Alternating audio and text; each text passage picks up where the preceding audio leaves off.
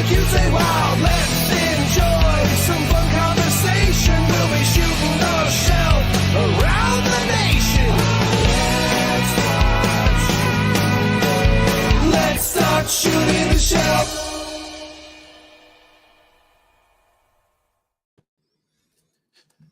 Well, good morning, everybody. Welcome to another episode of Shooting the Shelf. I meant to do a count and give us an actual episode count, Curtis, for the entire run instead of just, episode 3 of season 4. But I'll do that for next week. I apologize. Well, you're forgiven for the thing that nobody expected you to do but yourself. Well, if it was anybody but me, I'm sure I would appreciate that. Wait. Oh, no. You just happened? shut off your camera? No. Can you still hear me? I can hear you. I just can't see you. Well, that's Jesse, folks. While he figures out what's going on there, let's shout out the folks in the chat. He's had a long weekend, folks. He's, went to a party, watched some Lord of the Rings. I don't know that he got much sleep, so bear with him. But in the meantime, we've got Dylan here, Legends Collector 1321. He was actually here a couple hours early, so he's really excited for the show. Rob Zamora's out there. We got Dave Orkin in the house. Michael Casper. There's Jesse. Hi. Oh, my gosh. Michael Casper is here. We've got Dub3 in the house. Blake, a.k.a. Recon Rage. Saw him last week. Benny Torres. We got Stacy Lynn. 2 Lyns for the price of 1. We got Van. Wrong show. You have to go back and watch Offworld for the Laredo Take Us Out. We got Brian Lynn here. So we got 3 Lyns. There's Darla Akerman. I know her. I actually filmed a How Did You Do That with her this weekend. So that'll be interesting. Yeah. We got Keith Holvin. He's here. We got New to Mythics. Hey, I know that guy. Just Shelve it. That was me typing under your name. So just FYI. That's right. I know it's you when I don't type. It's Jesse. Gotcha. I didn't know, like, in the state that you're in right now, if maybe you would think, I don't remember typing. Did I? I'm not that far gone. I just bumped the USB cord. We got Guaisagwe Echevarria in the house. I am TJ Williams, the H, most definitely silent. Junkie and Crafts and Builds. We got Joe Gonzalez in the chat, who was not on Offworld, sadly. We screwed up so bad on Offworld. We were lighting tires when we were supposed to kick tires, and it then environmental protection really agency came. It was like a whole thing. Yeah, it wasn't good. So Joe, you can't get rid of all the. You guys probably have to get rid of the clothes you were wearing that night. Yeah, it stunk so bad, Joe. You can't miss another show. We got Saturday Morning Toy Collector here. Michael Morales, Cap'n, not Captain, just like the cereal, Cap'n Firebeer Baker from across the pond. We got Chef Brendan Higgins here. Hulessum Warlock. And scrolling. We got MJ Staten, my personal hype man. We've got Mark Rivera in the house. Scrolling. Jose Sanchez. We've got Dave's Dimension and Thralling FR Glory. So, did you catch this guy? I did not. Darla just yelled it from across the room. She said Nate Strong. Okay. So, yeah, I'm sure we'll see something of his work. You know how we are. We're big Nate Strong cucks. So, no, I'm not that. We are. No. That word doesn't mean what everybody thinks it means. Oh, it means what I think it means. Right. But we've got a fun show tonight. There's 2 parts of the song that I really like. I love when the one dude goes, like, puts his hand to the side. He goes, "Everybody loves." I love that part. Like that. He's just like shout, like not the people in front of him, but he's like shouting out to the sky. He's just like, "Everybody loves." I love that. And then there's the other part where it says, "Bring a friend or 2." 2. And that's what we got tonight. We got 2 special guests coming from Saturday to Sunday. We've pulled them in from Saturday into Sunday. We've got Schmerber and we've got Mark, the Saturday morning toy collector. What's up, guys? How you guys doing? Fantastic. Happy Sunday. Yeah, Sunday. absolutely. How's it going?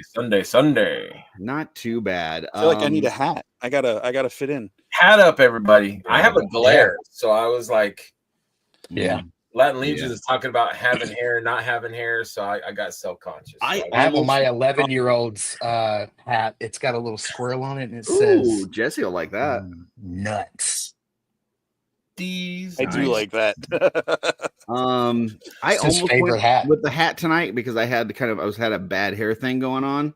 But then Jesse happened to see normally what's behind the scenes, which is Darla fixing my hair before the show. So Jesse, as you got to see that, what were your thoughts about Darla doing my hair? Hair and makeup. I thought, oh wow, the show's really upgrading. We've got like a hair and makeup department I didn't know about. I mean, it's only for half. My fiance is always like, does that guy have eyeshadow? I'm like, I don't think so. That's just his natural, beautiful eyelashes. I'm like, I don't think so. Did you guys not get a fluffer? No. But you make a good point, Jesse, because she was doing my hair and makeup all of 24. So maybe I got to send her to Pennsylvania to do yours for 25. I don't know. We'll talk about it. So. I'm good. I don't mind being the schlubby looking one on the show. It's okay. Can I also comment? You're not schlubby at all. Your hairstyle, like your hair is like it's like gelled, it's combed, it's like, dude, you look phenomenal. Jesse, I'm talking to you. Yeah, I'm talking to you. Hey, Trevor. This is your look you look great, man. You look great. Well, thank you. This is I took an hour and a half long nap in the middle of the day and got too hot. Is there a little ponytail in the back? Did I see a little ponytail? Yep. I mean, some people just wake up gorgeous. Yeah, we all have our crosses. Maybe it's Maybelline. So. Is that Crockett over here? Looking good. At the start of the show, we do a little thing called shelf selections. But before we do that, I gotta get something out of the way with you guys. Oh no! Because I really, really, really enjoy your guys' Saturday morning show together. But I never seem to catch it. I've subscribed. First of all, trying to find it was the thing because it's double jointed, but I look up double jointed and it's all chiropractic shit, right? It's like there's nothing. If you look, even if you put in double jointed toys, it's like massagers for like bad backs and stuff. And I'm like, how do you find these things? And it's on the Saturday Morning Toy Collector channel. So I subscribe there. I hit the bell, and even then, I don't get like the notification stuff. So before we get rolling, your guys' show on Saturday, is it every Saturday, and is it at a set time, or is it just okay? So what is it's every Saturday morning at 10 a.m. Eastern. 10 a.m. Eastern. And here's the thing. So I just recently switched over from what you guys are using. So StreamYard. I just switched over to Restream.io. Yeah, I'm having a hard time figuring it out. Like, so basically I've just figured out yesterday. The title of the show each week says like try Restream or something. Not until I go in after the show and like change it to double jointed episode 33 or whatever. So I just figured out yesterday after the show how to actually schedule a show. So what I'm going to do is I'm going to go ahead and schedule next Saturday's show. The only reason that I had a reservation about doing it before was that, sometimes Greg used to have a wonky schedule, and sometimes he would have to go in and work weekends, or he'd have a late Saturday night or whatever. And I didn't want to like put pressure, and just say, hey, we have to do the show next Saturday, because, by Wednesday, he may say, hey, I don't want to do it. Let's just skip, and we'll skip. Yeah. But he's got a better schedule now. It's definitely more set. So yeah, I should start scheduling it, and it should. But if anybody has a hard time finding it, just go to Saturday Morning Toy Collector, look under live, and there it is. That's where our show will be. But so every Saturday morning, 10 a.m. Eastern. I've now set an alarm to go off every Saturday so that I can catch it. But let me just throw out a little piece of advice. I mean, I've only been doing this. I've only been doing this YouTube game for about 5 weeks now on my own. Okay. But I think there's something that could help you. You need one of these guys. You need an MJ Staten. Okay. We've got a Heinrich. Okay. Yeah, Heinrich you need somebody Hoffman. that's just like gonna like post your like an hour before your show. You need somebody that's like posting it out there in a bunch of groups and be like, hey, by the way, if you forgot, here's what it is. It's not chiropractic Yeah, stuff. our This boy is about Heinrich. toys. Heinrich will post stuff. He'll post the link to like YouTube things or Facebook. I don't even know what they are, like DMW or DMV something. I'm like, I don't know what this is, but thanks for posting. I appreciate that. Yeah, and then I think we need to upgrade too. Like if it gets too busy, I think we're going to upgrade and make Andy the toy collector, Andy the collector, our moderator, because the guy That's my boy. he's always in the chat. He's got all the information when we're like, "What's this thing? He's What a is it? fawn. What is this called?" And he's like, "I'm on it." Knowledge. Very nice. Yeah, but I really do enjoy your guys' show. It's been especially when you guys have done like your top list at the end of the year and things like that. It's been a lot of fun. When Greg ripped that leg off of the figure, I mean, that's probably the highlight of all YouTube last year. I keep it in reach just for you, man. Yeah, that right there. That was his figure of the year. Her lower leg. Can we make a trophy out of this? I'm gonna have Noah Pratt make a trophy. That's cool, dude. You need to have it make a leg lamp like from Christmas lamp, Story. Is that a McFarlane? Is that the Todd McFarlane leg from Batman? No, that's Tigra. Yeah, that's the Tigra leg. So yeah, he was like, look how smoothly the legs move. Yeah, I'm like, guys, the articulation is so good. Look, and it's like, no. They sent a whole new figure for that. You got a whole brand new Tigra, dude. You should get it gold plated, hang it from a chain, and just wear that around your neck. I'm gonna message Frazetta girls and like be like, yeah, I got a Tigra figure and I just broke the ass. Can you just send me the ass? I was friends with Trevor too. I was like, I know Trevor. He takes your pictures. Can you guys help me out? I pulled that pretty funny. Well, we'll talk more about your show in a second, but we got to get into shelf selections. People are, I mean, they're screaming at us right now. They're like, come on, I do want to point out one more thing about that leg. Schmerber, if you paint up the top bloody and like make it a necklace, you can present it to Curtis as a new necklace for Graddick. Yes. Have you guys seen Cullen's necklace? That was disturbing. That came from me. His necklace said, I'm like, Cullen, what is this? Are these thumbs? What are these things on your neck? And it's like, they're like troll. Wasn't it troll toes or something? Yeah, I'm like, the Oliphant that I made for Legion's Con, I had to cut all the toes off to make the feet look more like elephant feet. He asked for those? And he's like, hey, it'd be cool is if you did like a necklace of those toes. And I'm like, yeah, that'd be cool. I'm probably not going to do it though. And he's like, well, if you're not gonna, he's like, I'll trade you for them. It's like, I'm gonna trade you for toes. I'll just give me your address. I'll send you. Yeah, like what am I gonna ask for? Back adapters? Like just. So I just sent him a bag of toes. I don't know. Is it a Missouri thing? I don't know what's going on there, but at least it wasn't like an international package where you have to declare what's in there and you just put bag of toes and like that's getting open for sure. Yeah. Exactly.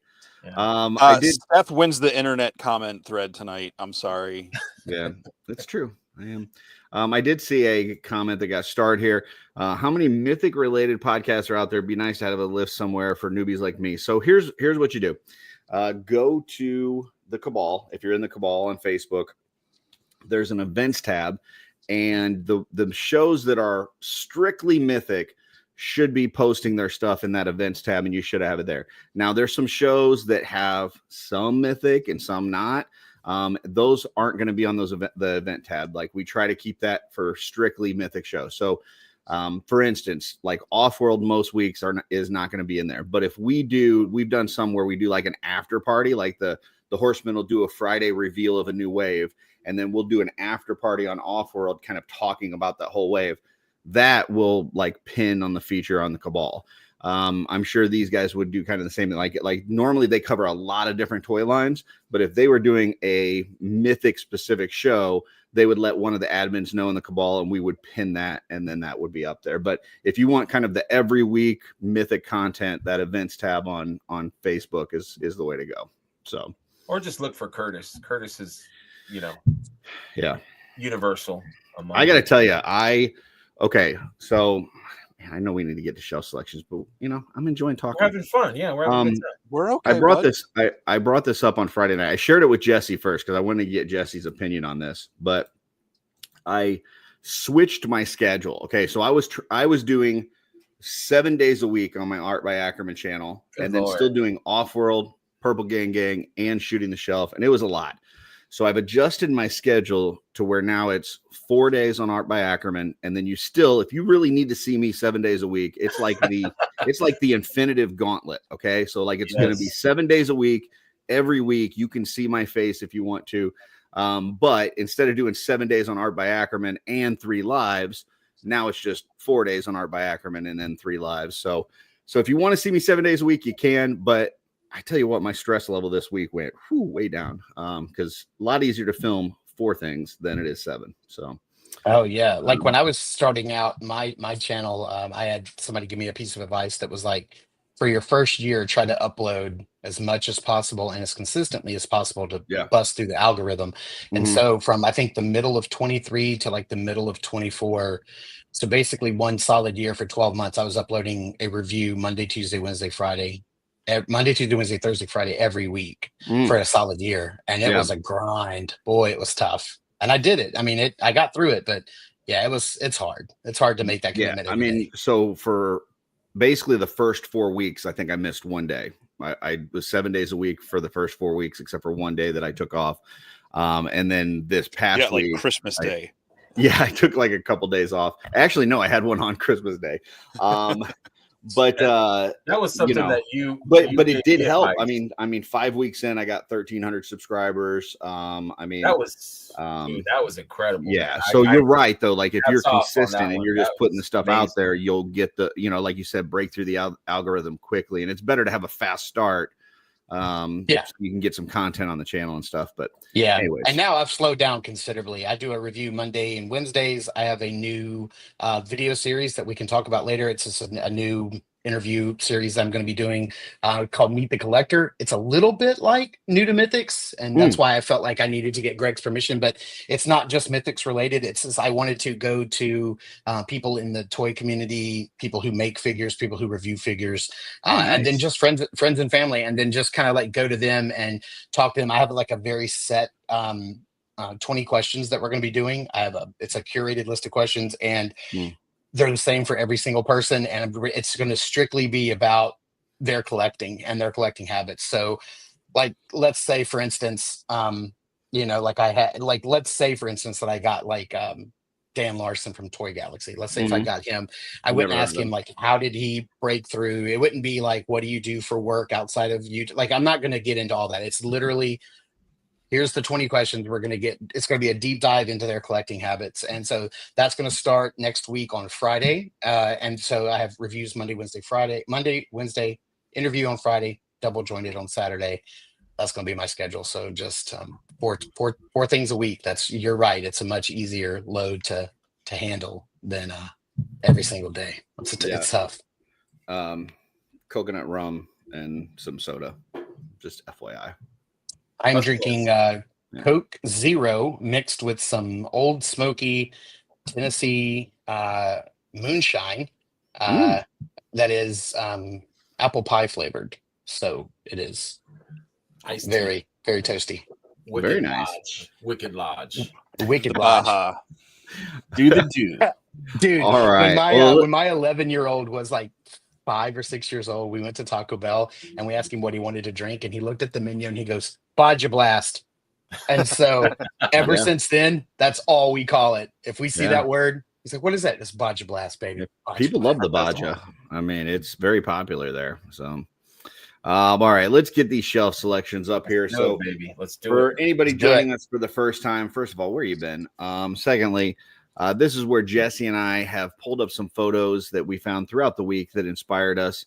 And you know what? It's like old school shelf selection here because Jesse's got 4 and I got 4. There's no extras. There's no, hey, we can fit 20 on Instagram and we went, balls to the wall. Just 8. We got 8 photos. Nice, but they're bangers. So let's see what we got.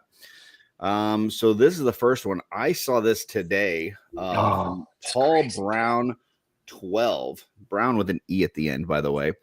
And man, is this thing cool. Like, I just love this. I mean, we typically like a lot of like outdoor shots and you know, natural like dio pieces and things like that. We don't typically lean towards a lot of like After Effects and stuff. But man, this is just freaking cool. I love this. The little cool. electricity going, the skeletons flying in the air. Yeah, this is just badass. It's a fun shot. Yeah, and I have that figure too. That's the that's the Figma, I think Twilight Princess Link. I think that thing looks, yeah, it's a good figure. Jesse, I didn't realize Dooch started posing for pictures. No,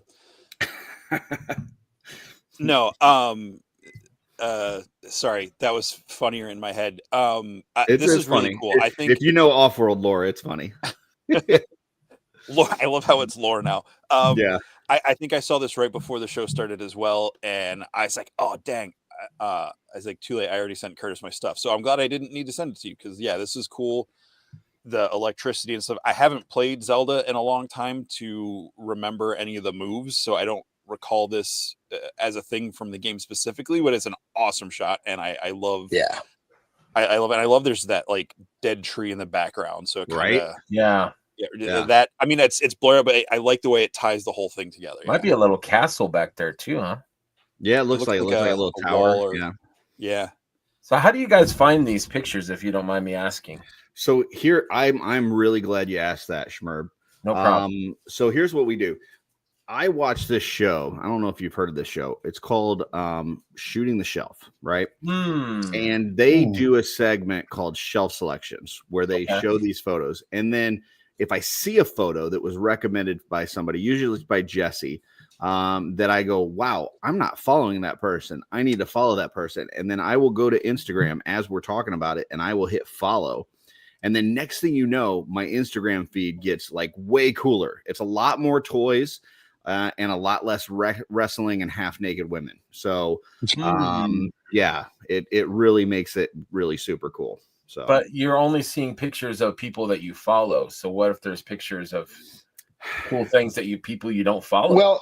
Well, Greg, one of the things you can do is when you're on Instagram, you can click like the explore thing down at the bottom. I think it looks like a compass. You can click explore, and then underneath there you can go to the top and you can just type in like action figures, and then it'll give you a search of like things. But I was asking for people that don't know. So. Here's a couple other extra things. This is a rhetorical question. Yes. Here's a couple things for you though.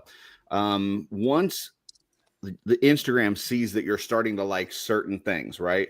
It'll every now and then post a thing up and say it's recommended, right? And I've had a lot of toy photographers that have just popped up and says, hey, this is a recommended one. And I'll go, yeah, that's badass. And then I'll hit follow.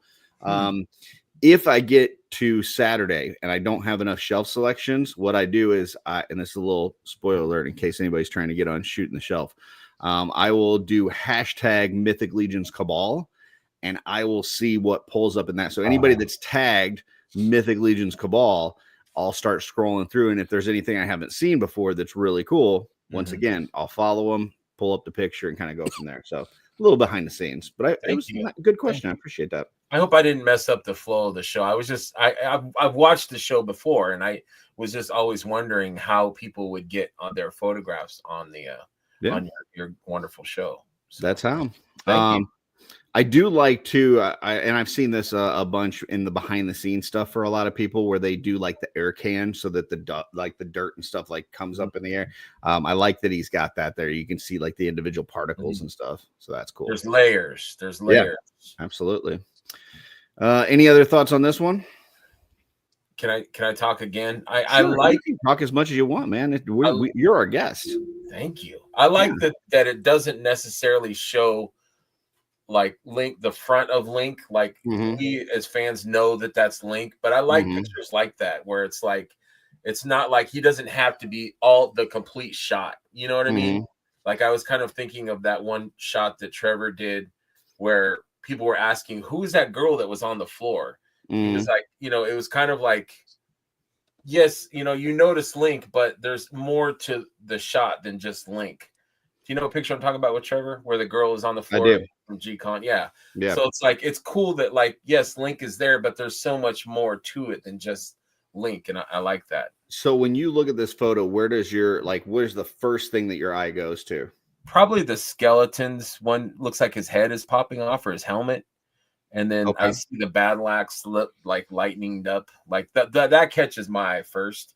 Maybe it's the light. Maybe it's the lightning on the ground. Gotcha. For me, it's the skeleton crotch, the one up front, like right in the middle of the. It's like boom, see, I didn't even see that, man. Yeah, it's like skeleton crotch, boom, right there. I lost my street. He's got a boner. Hey, if you notice the battle axe, yo, here all week. The battle axe has the hand connected to it, and it's off of the that's off of the. Oh, arm. I didn't even catch that. Good out, call, Mark. That's nice. I love that. That's I gotta be more. Yeah, like shot his hand right off of his wrist. That's cool. Yeah. The battle axe is connected to the hand bone. Hand bone Connected to nothing. lightning bolt. All right, well, we're one photo in, so let's get moving. This is Jesse's. Now, spoiler alert, Love we it. were gonna have 9 photos, but it's because I also picked this one. But Jesse, we used it as yours, so you go ahead and talk about it first. It's worth twice. All right. Yeah. So this is Alan Rappa. It does say I'm following, but I don't know if I was following beforehand or if I made sure I followed it and then took the picture, so Curtis wouldn't give me a lecture this week. He's still Alan Rappa. Yeah, I mean, fair, but it worked. It's paying off. I'm paying attention now. Because see, when I do I don't search. I just scroll, and sometimes it's on my page, like my just following stuff, and sometimes it's on the search page. So, yes, but this is everybody's favorite cosmic right now, Fisher Rice, with some of the actual Fisher Price Adventure people in the background. I thought that was very clever. I thought that was cool, and just the background with like the space, it's a really fun shot, and just again, seeing people have fun with the stuff they're collecting, and just a really fun shot. Yeah, so I didn't have any adventure people growing up. I had no recollection of this character when they first announced it as a figure. But I've since, obviously, through the shows and the different things and people talking about it, people going on eBay and buying the old one, I knew kind of what it was. So when I saw this, and I was like, oh, that's kind of cool. Like they kind of brought it back to, where the homage is from. I love the little like rock pieces on the bottom, and like the tubing they've got up to them, and then the little people. So I just thought it was just a really cool way to kind of bring it back into that world. So yeah, I like it a lot. Yeah, one of the things I really dig about this shot is that it's harsh lighting, which we've come to learn is what happens in space. We don't get any of that diffusion, so it's not like soft lighting. So the shadow on the cord that's holding Fisher Rice up is a very stark, like it's a very abrupt shadow. It has a very sharp terminus, and then like the shadow on the little Fisher Price people in the background, it's also harsh light. I dig that. I mean, clearly the guy. I mean, having not seen any of his other photography, he clearly understands like let's light it like it's actually in that environment. And it's really nice. I love it. And I love that the little like Fisher Price like homage figures like in the back, like the original is like back there, and then Fisher Rice is in the front. I didn't even notice that until right now. I thought I actually thought it was another Fisher kid. Rice. I didn't realize that it was the old one. Yeah. That's cool. I had this set as a kid, and it's so beautiful. Like the minute this figure was announced, I was like, oh man, like give me a whole line of these. The hose and the little base in the front is the one from the original toy in the back, like the ones that are in the background. Right? Oh, okay. Yeah, that's actually not cool. A base. It's actually a little space vehicle. The little really? the rocks and stuff. Oh, you're talking about the other part. Okay, gotcha. Yeah, where the hoses and the end of the little hoses had like you can see that one right there. It's got it's almost like a little cross. It's got 2 pieces that go out to the side, like a plus sign, so that you could position the guy. Looks in like old-fashioned dynamite. Oh my gosh! I agree. Yeah, exactly. Yeah, Wile E. Coyote, Acme Dynamite. Right. Yeah.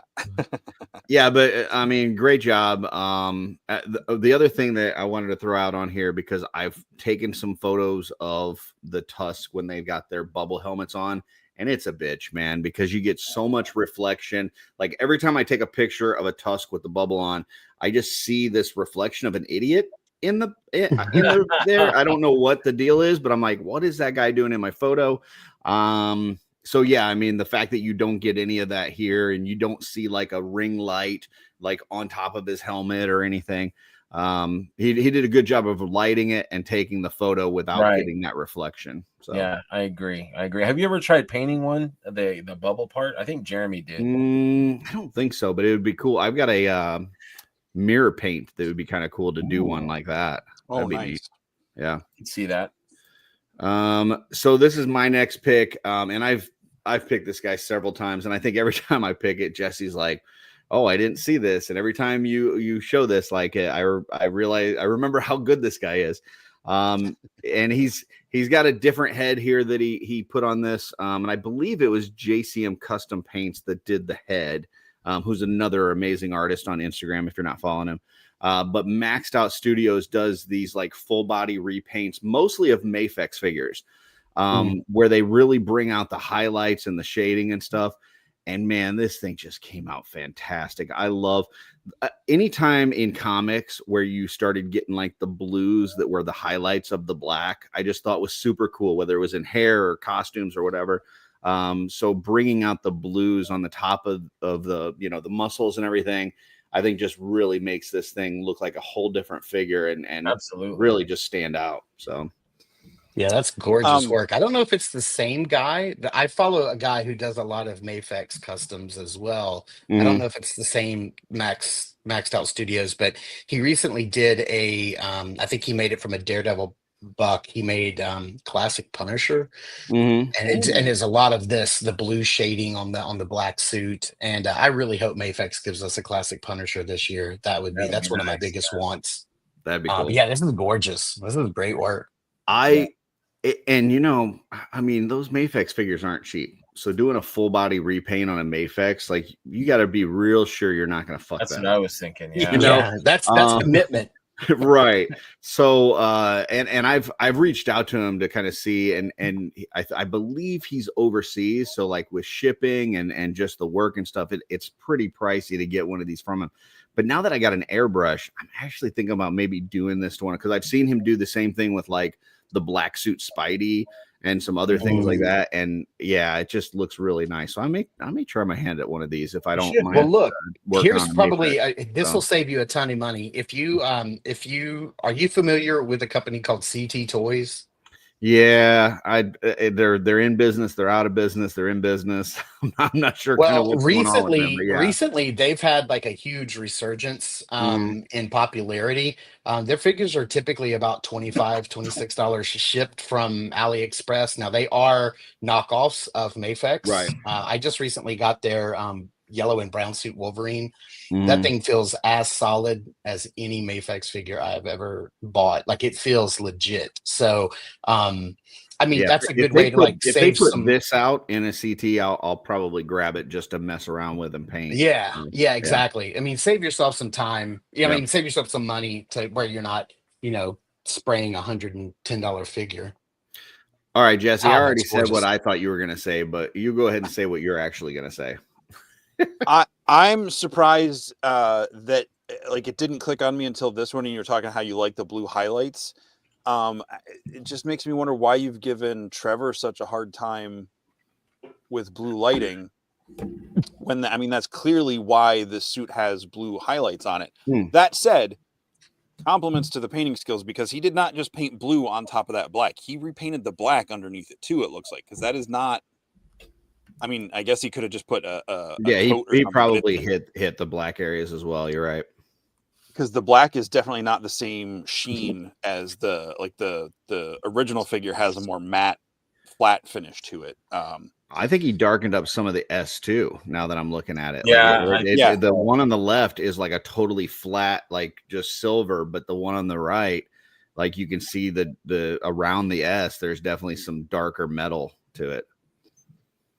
So for sure. But no, this is great, Trevor. It's all in love, buddy. I don't have a problem with the colors of your photos. I feel like you could go too far though on that. Like, is it too much detail? Is it too much? You know, because I mean, Yeah, the you don't want to costume's go supposed too to be far black. and then getting it to look like it's cell shaded. I mean, sometimes those people who do like the cell shading on figures is amazing. Like I Mhm. follow a couple of people who do like Dragon Ball and like Transformers, and they Mhm. make them look like they're straight out of like cartoons or video games. It's crazy, but yeah, They're you don't more want to take it too style. far. I feel I like I've think got a. Oh, go ahead. I was gonna say I think cell shading I think is a really cool look, but it can't be on a posable figure for me. Yeah, to me, I Yeah. don't. I don't. Would you call this cell shading? No, no, no, no, No, no, no, no, no, no, no, not at no, no, all. Okay, no. I'm just gotcha. saying if like to Greg's comment, like you gotta be careful. You can't go too far Yeah, because if you Yeah. do, I think you'll get that I like that this that look. on a posable figure more than the cell shading on a Mhm. posable figure. Gotcha. Because it's I still, agree, Jesse. I agree. But I All right. like you don't seeing have it none of in those black. lines are it's not like a Marvel Legends where they've got like a stripe on their suit and it goes across like the thigh swivel or whatever, and like if you turn it, it breaks the Yeah, illusion. Yeah. And I feel like yeah, cell shading always does that. Gotcha. yeah. I'm not a Um, fan of that. And yeah, I mean, I got the repainted Daredevil that Marvel Legends put out last year, and they had a lot of black on it. I didn't care for that, like forced shadows. And then McFarlane's doing some of that right now with some of their Christopher Reeve Superman. They put out a mhm. version that's got some harsh black light lines on it. It's not for me. Pass on that. Gotcha. I gotta do something right now. And it means I gotta take you guys off screen real quick, but I'll bring you right back. Just 1 second. Um, this is me talking to the folks out there. And this is about the whole Trevor blue light thing because we're putting this to bed right now. Like this is it. Um, the reason I started giving Trevor on shit on that is because there's people out there that saw a figure. It was the Dubon, right? And they saw a figure and they looked at it and they're like, well, this looks one way on his pictures and looks another way in hand. If you take something outside and take a picture, or you take it in, you've got indoor lighting, and maybe you've got fluorescent lighting, or you've got iridescent light, whatever, it's going to look different. Colors change based on the lighting that you have. Okay. And it doesn't mean you have to have a blue light on it. All right.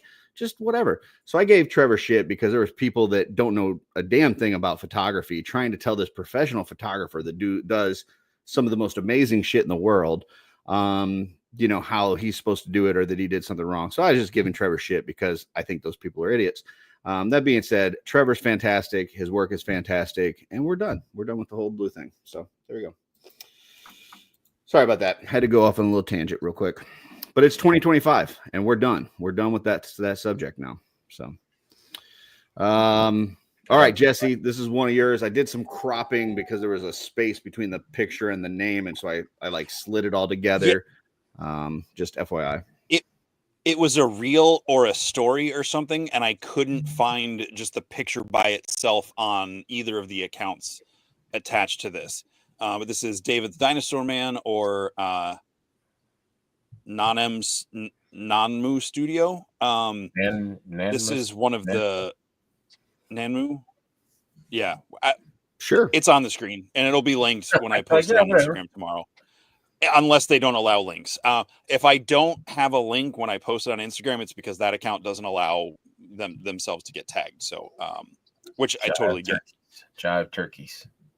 But this So one, many jobs. I believe Dylan or someone sent me this as a recommendation, and I just thought it was really cool. This is the V-Rex from the 2005 King Kong. I don't know which version of the toy it is. At least I think that's Somebody what in it the is. chat says that's the Namu V-Rex.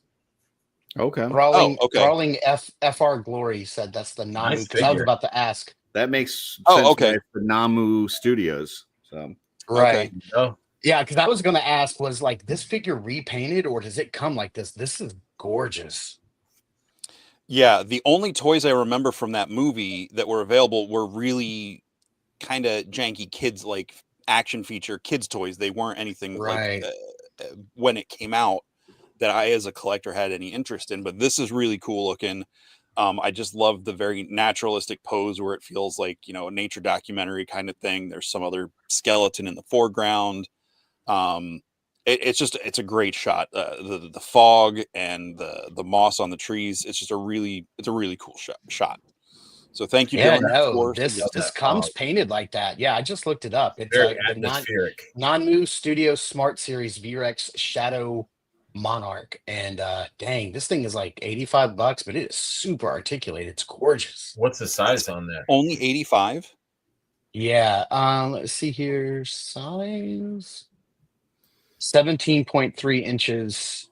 Hip height is 13.5 inches. Wow, So that's not that's bad. Oh wow. that's a beefy boy. That's not that's not a small figure.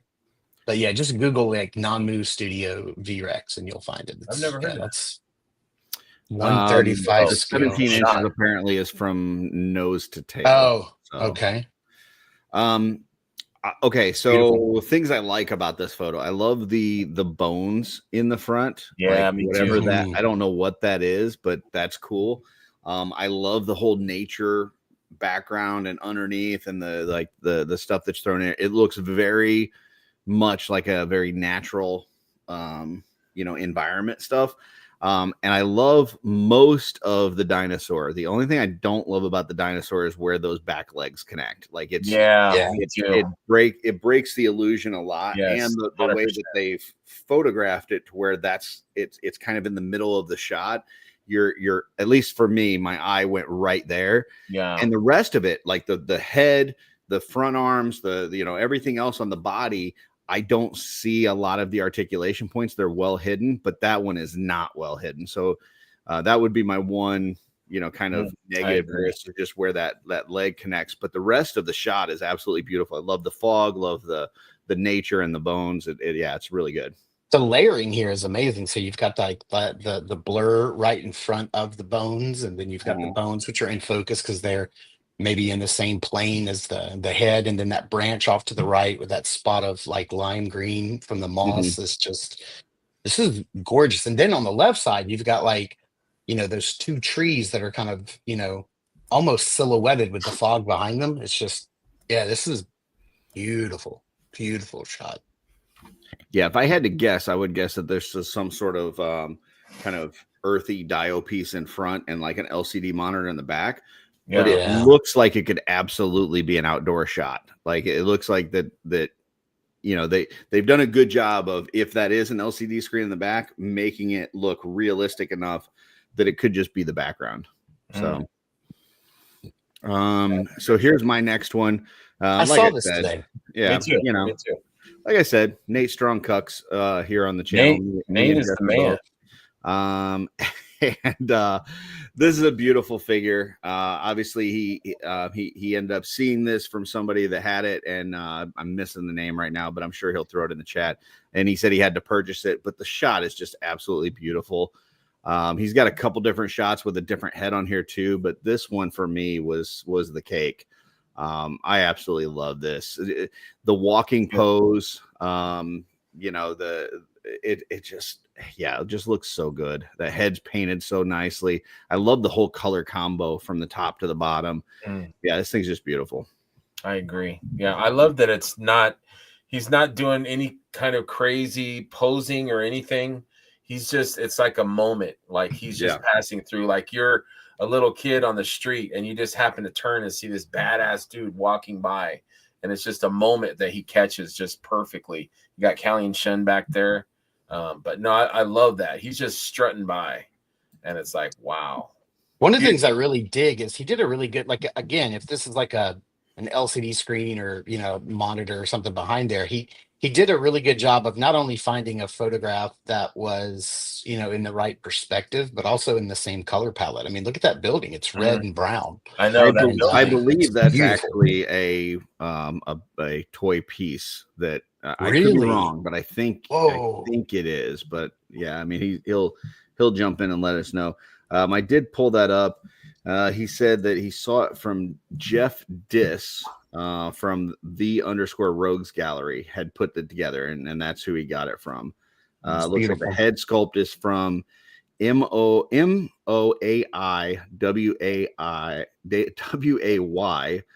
so Moiway, and painted by Mark at actionfigure.showroom. So you can go on Nate's Instagram, definitely follow. If you're not following that one, like, what are you doing? Like, Nate, Yeah, that's amazing stuff. got you. But follow that, and it's got the people that had the head sculpt, who painted it, all that kind of stuff. But man, I love that the red on that upper torso. Yeah, I like the goggles. There's like they're like orange or fire or something. It's like the goggles are. Yeah. and I think anytime you throw Kaylee and Shun in anything, I think you're just automatically wrong. adding 5 points to the score. Eye candy back there. Jesse, I love her. I literally just bought a second one. I love her so much. She's right here on my desk. Just I can't stop with her. She's perfect. I don't know how I didn't have this grabbed for my picks this week. I thought I did, and maybe I just missed it when I sent them to you today because I panicked. But yeah, I love this repaint of this figure. I don't mean this is a bad thing. It totally pulls it out of cosmic in my mind and puts it in a different element, like different world, like its own setting, like unique. Like it could be, like steampunk legions or like some other. Right. Yeah, Four Horsemen designed line, just the style of the look of that, and I think it's really cool. It's really fun, and it's giving the imagination some really creative juices to work with. So Steampunk Legion sounds badass. By the way, Darla would be all over that if they did Steampunk Legions. Yeah. Speaking about that, Jesse, it makes me feel like it's been pulled into that video game series. Fallout? Not Fallout. Geez, why did I go blank? Arcane? Man. League of Legends? Not Arcane is perfect. That's great. But no, I'm thinking about the one that was underwater. What was the BioShock? And then they did that. Yeah, and then they did Infinite Shock, which was like in the clouds or whatever. It's given with the architecture and the like the pseudo like the steampunk goggles and the spacey like techie suit. Yeah, it's giving me like BioShock vibes. Yeah, I love those. Joe said BioShock too. The reason I said Fallout is because I just I've never played any of the games, but just from the show, like it seems like when they came out of there, it was almost like an Old West vibe, but they had newer technology. So it kind of feels like that to me. Like it's like old timey, but at the same time, it's almost like when Star Trek, when they would go back in time and you'd find them in like the 60s and like Kirk and Spock would be in the 60s. They're like gangsters and they got pin suit, pins. Dang, now that you said Arcane, that's all I see. Yeah, this looks straight out of Arcane, which Jesus, one of the greatest animated shows. Not even just animated. I keep telling people it's just one of the best stories. Honored. It's so good. That's such a great show. Yeah. All right. Next one is one of Jesse's. Look at this. All right. So this is, I'm waiting for it to come up bigger on my other screen. The Amazing Mercury account on Instagram. Is just the Four Horsemen Figura Obscura Frankenstein's creature. And I feel like it's putting it in a really different take than I've seen other people photograph it at this point. It feels like it looks like it's out in nature or, like walking through some trees out near a waterfall or something. I just really like, the introspective look he's got, the way he's posed, looking at his hands, like, what have I done or what am I capable? It's just a really cool, I just think it's a really cool shot. And just that, like you were talking about the last picture, how the browns and reds mirrored in the background. I feel like the yellows and the wash effects on the creature are echoed in the browns and the golds in the background and everything. And I think you're also letting the figure, tell the story. You don't need all the extra exposition. You don't need all the background, anything. Like the figure and how beautiful it's sculpted and just the expression that the person caught with the shadows on his face, looking at his hands. I mean, that tells all the story you need. You don't need anything else. And by the way, this is also how I have my figure, is just like that. So it's perfect just like that. I think you don't need anything else. Oh, awesome. Yeah. All right. This makes me really excited for Guillermo del Toro's Frankenstein that's coming out next year or this year. Later this year. Yeah, this year now. Yeah, that's right. It's already, geez, I keep forgetting. But yeah, I'm excited for that. It's something he's been wanting to do for like 30 years. So I'm glad he's finally get a chance to do it. I bet it's going to be amazing. Oh, nice. Crow vibes. Yeah. Somebody in the comments said I'm getting crow vibes. Yeah, that's for sure. Yeah, absolutely. if I didn't know anything about the story at all or this character and I just saw this photo, I would think that like he's just done something absolutely horrible. Like he can't even believe it. Like he's looking down at his own hands and just like can't believe what he's done. So you know, and because of that, it gives me a lot of emotion looking at this picture. And then, you know, the smoke effects in the background is super cool. I love just the way that, you know, he's got the walking pose in there. Down. Yeah, it's just a very cool look. So, yeah, great job. Cool. All right. Next one. Now, this one, I'm going to tell you right now, this shelf selection is not going to do this justice. You need to go to this account. This is Clem Mays on Instagram. It's CLEMAIZ. And this was done all with colored pencils. Okay. Wow. And he actually, none of his stuff is just an actual picture. It's all videos of him actually going through and doing these. And it is unbelievable the amount of realistic texture and stuff in the hair and the skin and everything that he gets using color pencils. It's one of the Instagrams that I could just sit there and spend a couple hours just scrolling through and just watching the different ones that he does. That's some raw talent right there, man. Yeah, it's absolutely amazing. So yeah, so and it looks like two different photos. Like he cut out. Like, so yeah, what he does is he'll like take, like, let's say he's got like an image, like just an outline, like of Batman, and he'll like cut it or tear it apart or whatever, and then he'll put it over just a blank piece of paper and then draw the other side. So he'll have one side that's already there and then draw the other side and then color in both sides. Yeah. It's that's the Batman really logo. Cool. I just realized that's the Batman logo turned vertically. I didn't even realize that. Yeah. I was trying to figure out what that was. Yeah. But yeah, like he's got some with Wolverine and a bunch of different, he's got a Deadpool one, and sometimes he'll like put hole punches and stuff and do things. And anyway, it's just really cool Instagram. Like I said, check it out, follow it. You're not going to be disappointed. It is some of the most unbelievable art you'll ever see. So you guys should post the link, the comments or something, or after the show. That would probably be really good if we were organized, for sure. I'm just saying. just advice, but we do. Jesse does do a recap. Just FYI for folks out there, Jesse does a recap each week where he puts it on his Instagram. He tags all the different artists and he posts it in the Cabal. So if you're following Jesse on Instagram, which is the just.shelve.it. If you're following Jesse, you're going to get those recaps and you'll have all of these artists in there and you can just click on them. So we should all follow Jesse. Absolutely. For sure. Jesse, thoughts on this guy? This art is fantastic. I was originally going to give you some crap just because I'm like, it's not a toy, but like we do drawings and artwork all the time. So it wasn't even funny to me, but I had to say that I was going to say it because that's the way my brain's working right now.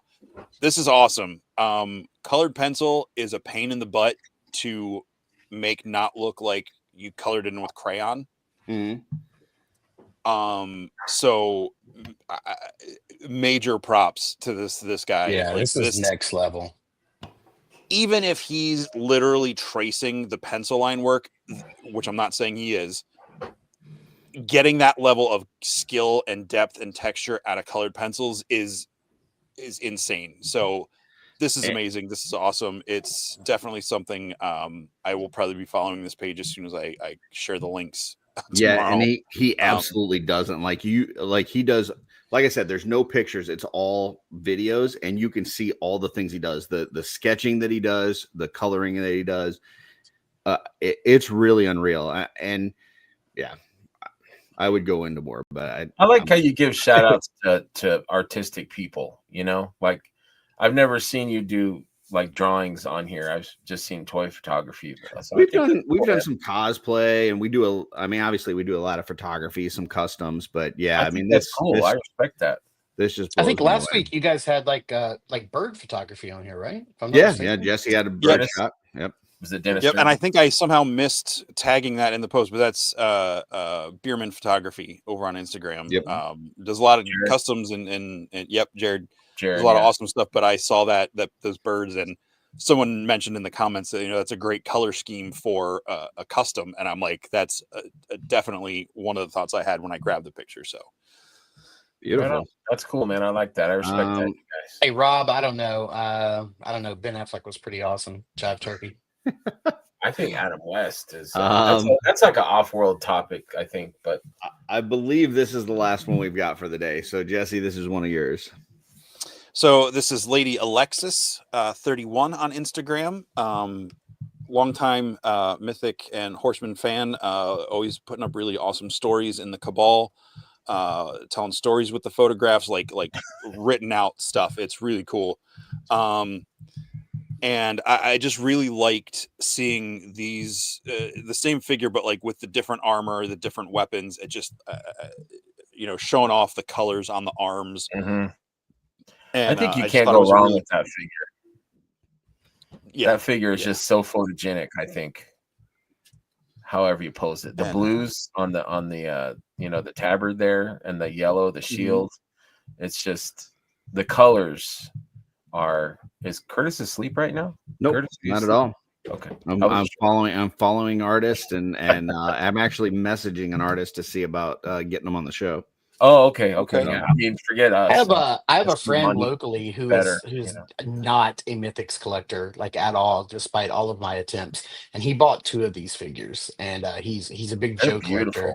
Beautiful. And he put them on his shelf next to Cobra Commander, and like as his elite guard, and they're big and buff, But he was like, look at the gold and look at the blue. Like he was showing me like how he mixed it in, and I'm like, dude, I don't care. You bought Mythics, my guy. Like, thank you. Like, I don't care how you get seed in. That's planted in him that hopefully one day will flower into a complete Mythic fan.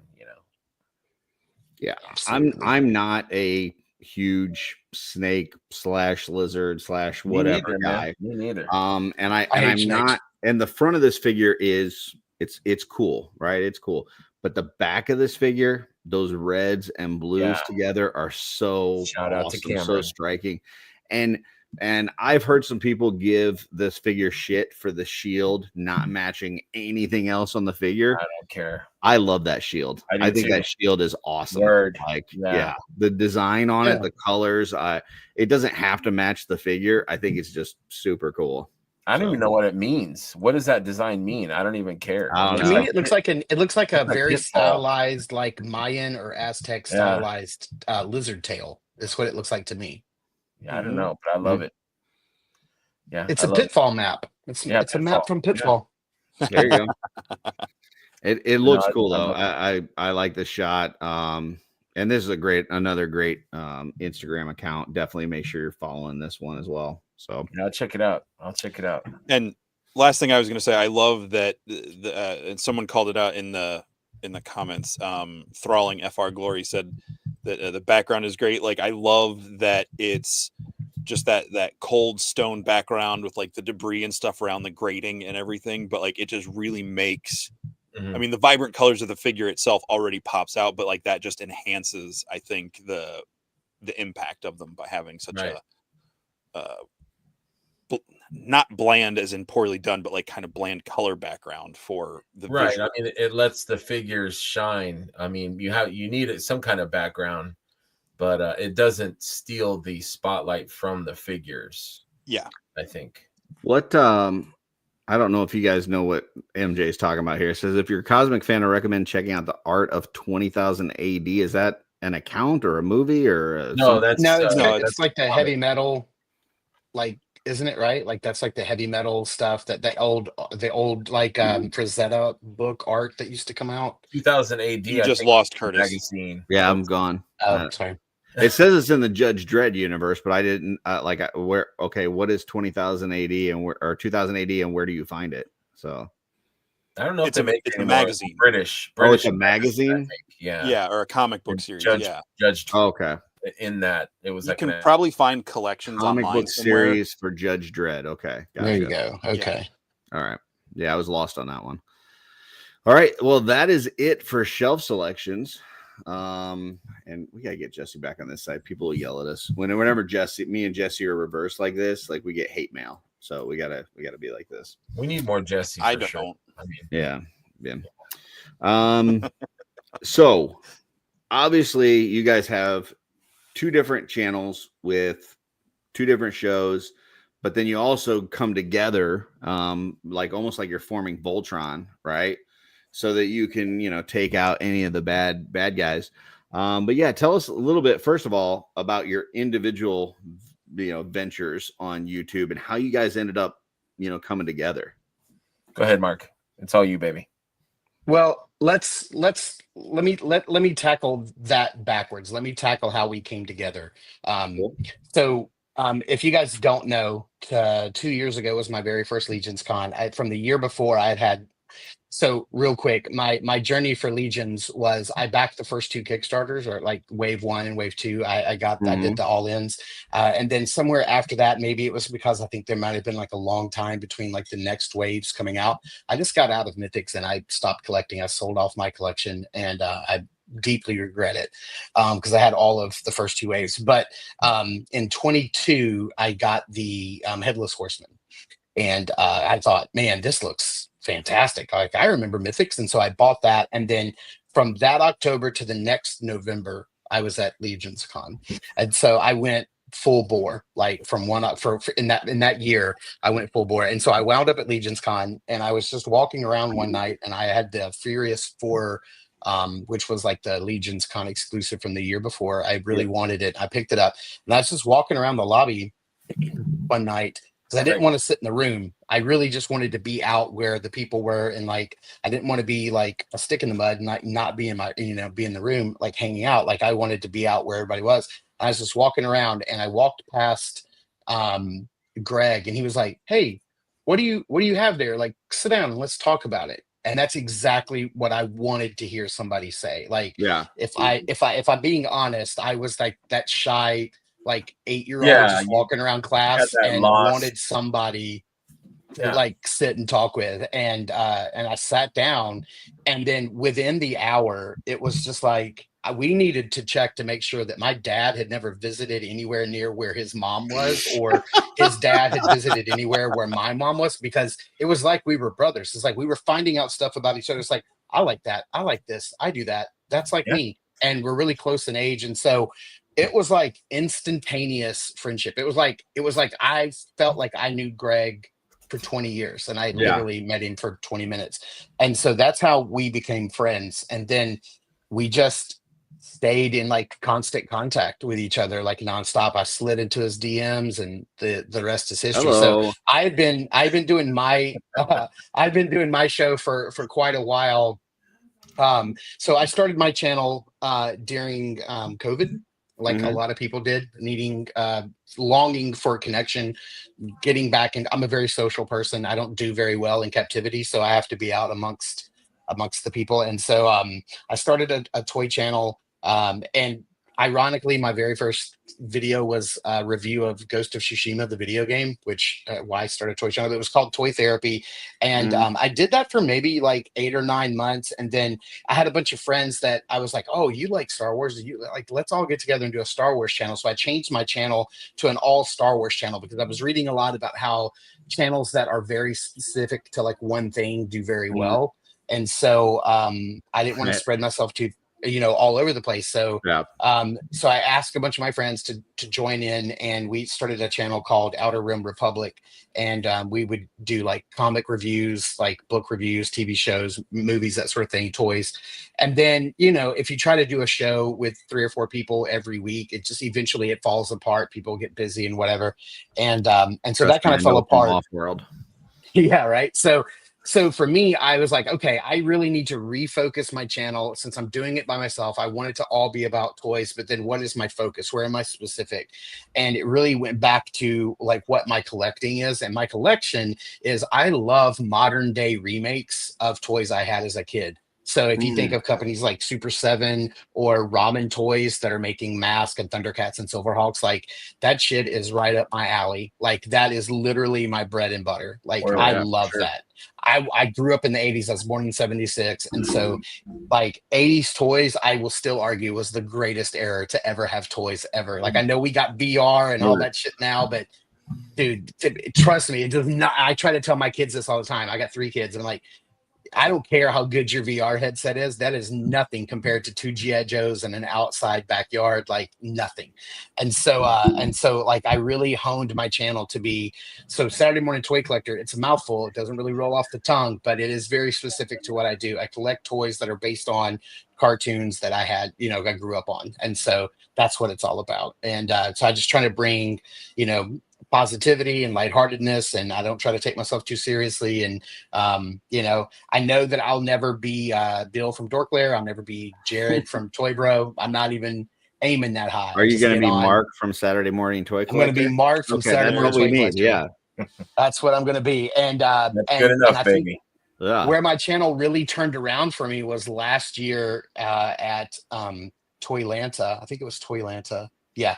I was over at the Savage Crucible table, and I was talking with some friend. I brought a friend with me, my best friend Randall, and I was like, dude, check out these lizard men and like these snake men. These figures aren't out yet. Like, they look really cool. Like, you got to check this out. And one of the guys at the table, he was like, hey, I know your voice. Do you have a YouTube channel? And I was like, I do. It's called Saturday Morning Toy Collector. My name's Mark. And he was like, oh, hi, I'm Rob Post from Savage Crucible. I run Harbinger Studios, and we make these figures. He goes, you're on our list for a review. And I was like, what? Like, I literally was speechless. And if you know me, I never stop talking. And I was like, what? And he was like, yeah, we're going to send you some figures from Wave 1 because we'd really like for you to review them. And I was like, are you shitting me? Like, is this real? Like, is this really happening?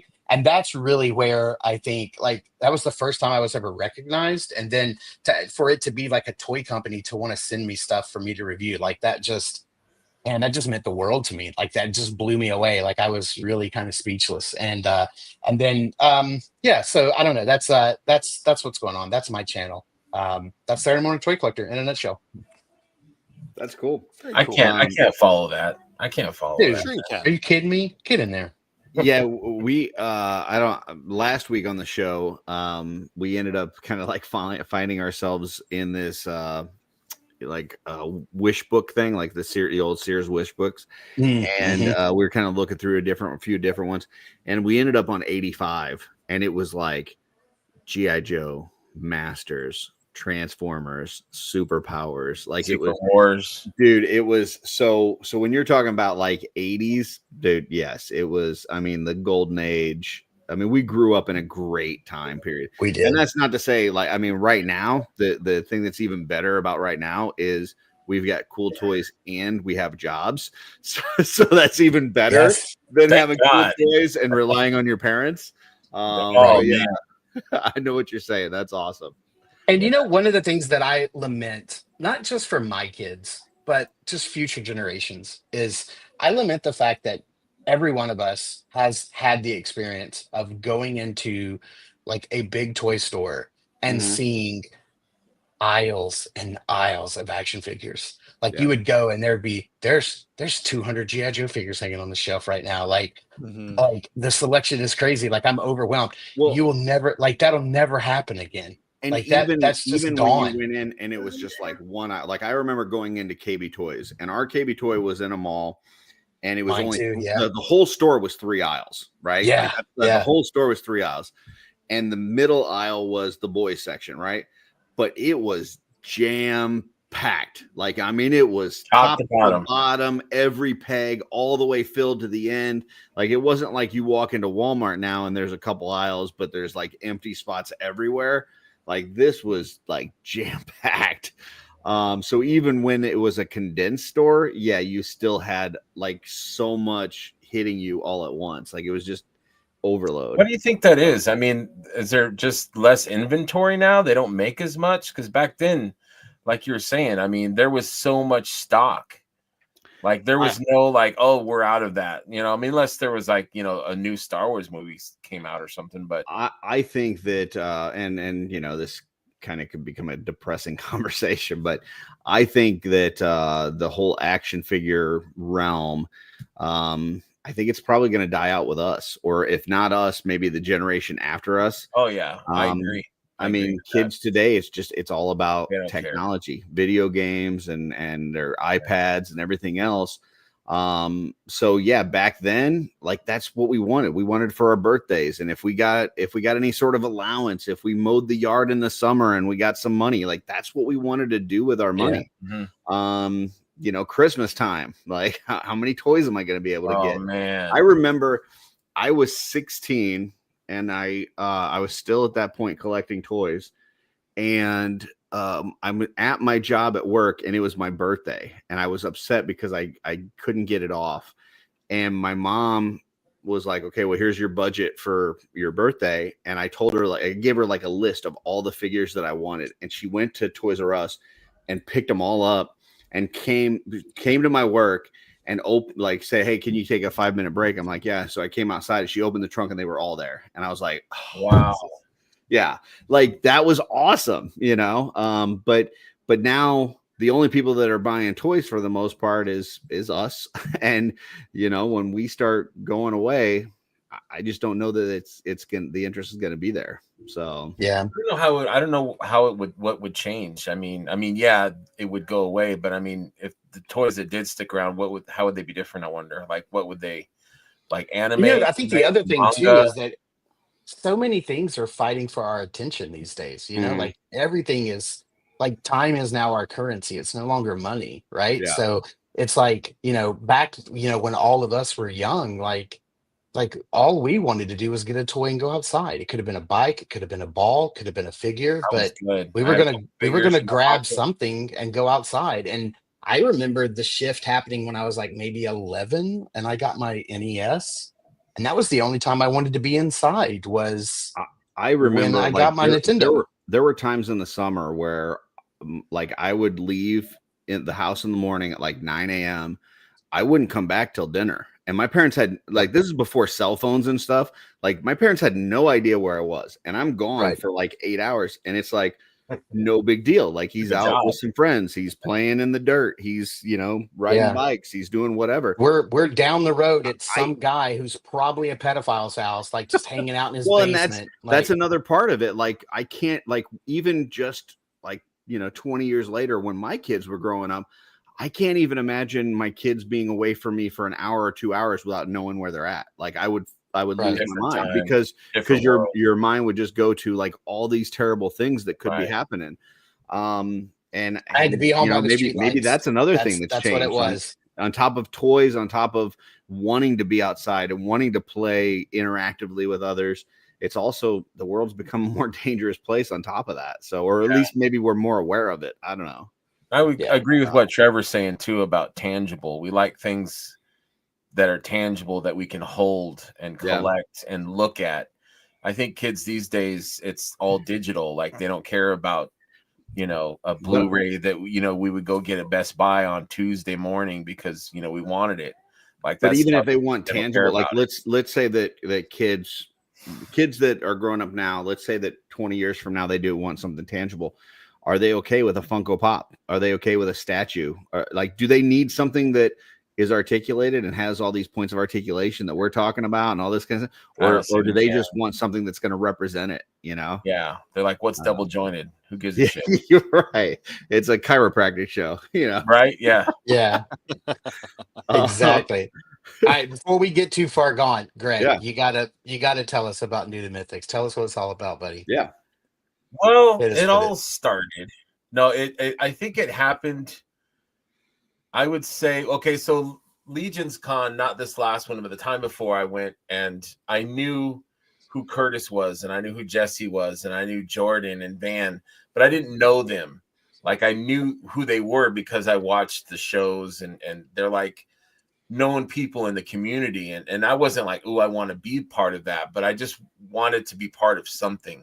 And I wanted to have friends. Like I don't have family, but I have a lot of friends. And like I just felt like I mean, you and I talked quite a bit before you ever had any show, right? Because like that was like you didn't just jump into this. It's not like you just said, hey, I'm going to jump in and have a show, right? Like you were kind of like, if I have a show, what's the format? Do I have somebody with me? What does it look like? Like you put a lot of thought into it. I just want people to know. Yeah. Yes. I was getting to that. Yeah. And so I had gone to I had known Curtis, yes, I didn't know you. You were one of the first people I actually met in real life at MuskyCon, and was 2 super months cool. from now, FYI. Yes, 2 months. I need a table, Pete. Pete, rent me a table, man. Answer my emails. Anyways, and so I was just happy to be part of the community. And then I was at ZoloCon with Ed and Tony Toy and Raul and Sven and I think Ryan and Amber. And it was, and Brett, of course, we got to talk about Brett. Oh but yeah, Brett. like 4:30 in the morning, and I'm like, what am I doing? I'm like, why am I so damn early? But it was freezing. But I was having so much fun. We were talking about toys. Is somebody saying some funny shit? I'm not even. No, I know. No, I just know the story, and Brett always telling you got to be early. Yeah, It you makes got to me be laugh. early. You got to be early. And I was just like, oh man. And I was like, what are we gonna do? What are we gonna? And we just talked toys, and we had so much fun. Like I enjoyed myself so much. And then I met a young guy named Jason Clower, and he had brought his son, and like he was kind of showing his son about the collecting mythics and stuff. And I was like, that's cool. And I just was interested in the stories of like, it seems like everyone has their own unique story about how they were introduced into mythics. You know, I have the friend, my friend just gave me a Malleus, and so that kind of introduced me to the line. Yep. And so I was like, you know, and it kind of like formulated in my head. I'm like, but why would I have a show for? Like, what's the point? You know, but I just, I like talking to people, and I enjoy connecting and having conversations. So I was like, maybe, you know, so I would send Curtis, you know, I'm sorry to bother you. I was thinking about having a show, you know. He does too, even though he knows it's not a bother. It's like, I like talking to people every day, but he's so like, hey, sorry to bother. Hey, you're not a bother. Stop it. I'm like, my name is Greg, and you know, I'm Jeff, and no, but I was like, what, you know, and I would just ask him. I would like pick his brain, and what do you think? And you would give me advice, like be consistent and pick, you know, and don't do a show with Jeff. And then, you know, he was not what I said at all. I don't need Jeff coming after me with hate mail. The Legends Daddy Prime coming after you. But no, I tried to respect, you know, and you were very forthright in saying, hey, you know, if you ever need any help on your show, or if you need advice. And then I would ask Jesse about StreamYard and stuff like that. I still do sometimes. But I was like, you know what, I'm going to try. I'll just have a show. And I had Mark on as my first guest. And we just kind of talked toys and how we became, you know, friends, and how we both got into the line. And it's been going strong. So yeah, I mean, thank God you abandoned that whole Zoom thing that you and Jeff were doing at first, because that was fucking painful, torture, man. That was painful, so bad. Yeah, that was terrible. rough.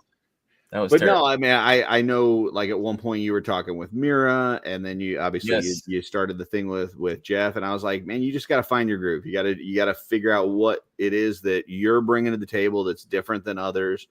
And yeah, I mean, sometimes it takes a little bit, but I mean, within a short period of time, you found pretty much your niche. And it works, you know, it's very like calm, like especially like the whole intro, and then like you're just velvety smooth voice and everything. Like, it's like, just like, yeah. And then people come on there, and it's just like a really good conversation. And sometimes it goes places that you don't expect it to go. Like there's a lot of your conversations that aren't just about toys. Like it's just about kind of life. I'm interested it's a lot of fun. I'm interested in like the psychology of why we collect, what it says about us. Yeah. And things like that. It's interesting to me, you know, like I just kind of try to dig into the person and you know, what makes them tick, and why do they collect what they collect, and what does it say about them? And, you know, and there's something chemical about, you know, us being, we're all, if you look at these profile pictures, we're all surrounded by action figures. And it's like, why? Because they make us happy. And like that psychological thing is interesting to me. Like, why do we do that for? Is it go back to caveman days where I have like all my bones and my dead animals and, you know, my women around me, and, you know, what is it? What is that psychological thing? And that to me is interesting. Like that whole collecting thing, like, what does it say about us? So Yeah, I think, I can't answer for everybody, but for me, it just like it takes you back to a simpler time, a time Yes. where you had more imagination and you could take a couple figures and in your head create an entire storyline about what was going on with those figures and what kind of battle they were having and what the situation was. Just using your imagination and dirt and maybe a soda holder from McDonald's or some styrofoam that came out of a TV box or Yes. whatever it is that you had laying around, and you would just create a story. Dude, Yeah.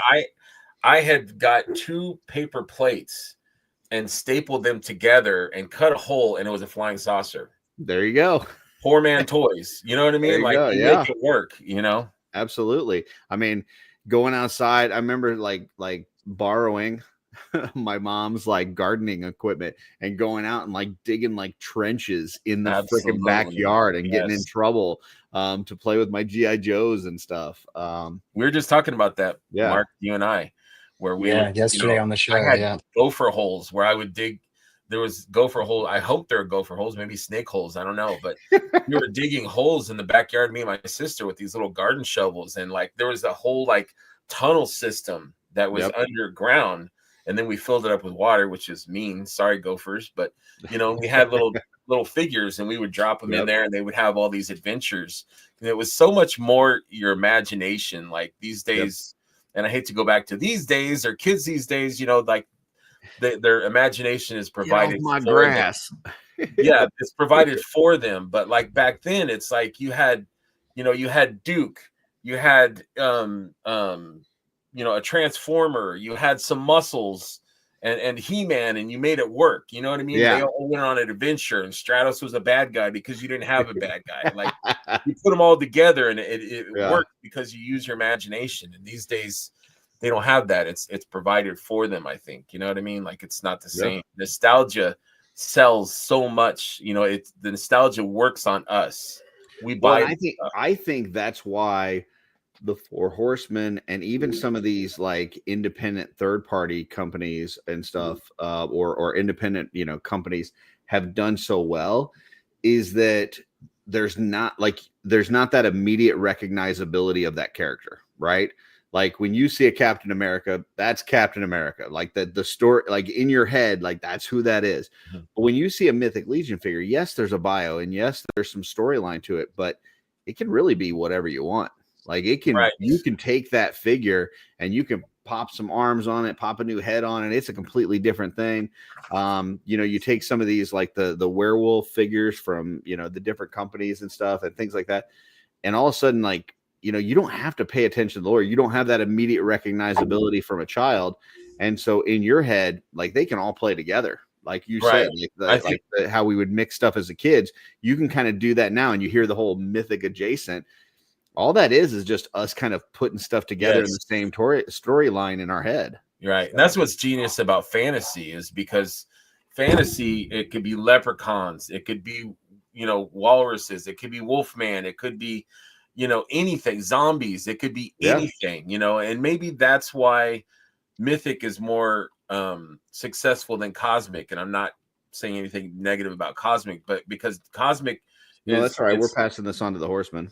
Its own finite thing. Sorry, Jeremy. It's its own, Cosmic the sci-fi has parameters, but I think fantasy doesn't. You know what I mean? That's just my thought, but I don't know.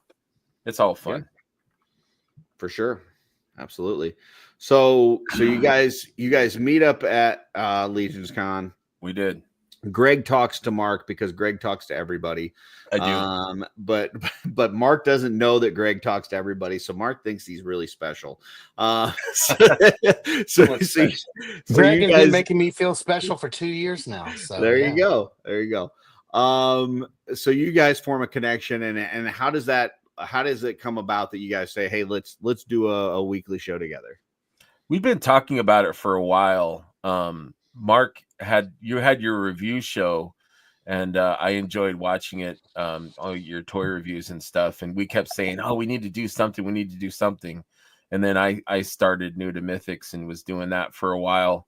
And then, finally we're Yeah, like, and I'd give you a lot of advice about that. You were like, how do I I mean, I think you were probably hitting me up the same way you were hitting out Curtis. And I think I was just saying, hey, let's just do it. Just jump in and do it. And I'm like, your first one's right. gonna suck, move past it, and I was kind of talking you through it, but then after a while you started getting it under your belt and you were getting really good at it. And I know that you had a couple of shows that didn't really work out, and then you were still trying to find that spot that was going to Right. work. And I was then kind of you waiting kind of for other people. Like I wanted to do the show with Mira, and she was going to be co-host, and it didn't work because she had school and stuff. Who's She a wanted, superstar, by the way. She's awesome. yeah, she's an amazing person, and I was like, she's got the talent and the presence and everything. Like, I'll just be back here pressing buttons, and she can do everything. I'll talk or whatever, but I thought she would be great for the show. And she was like, hey, I'm sorry.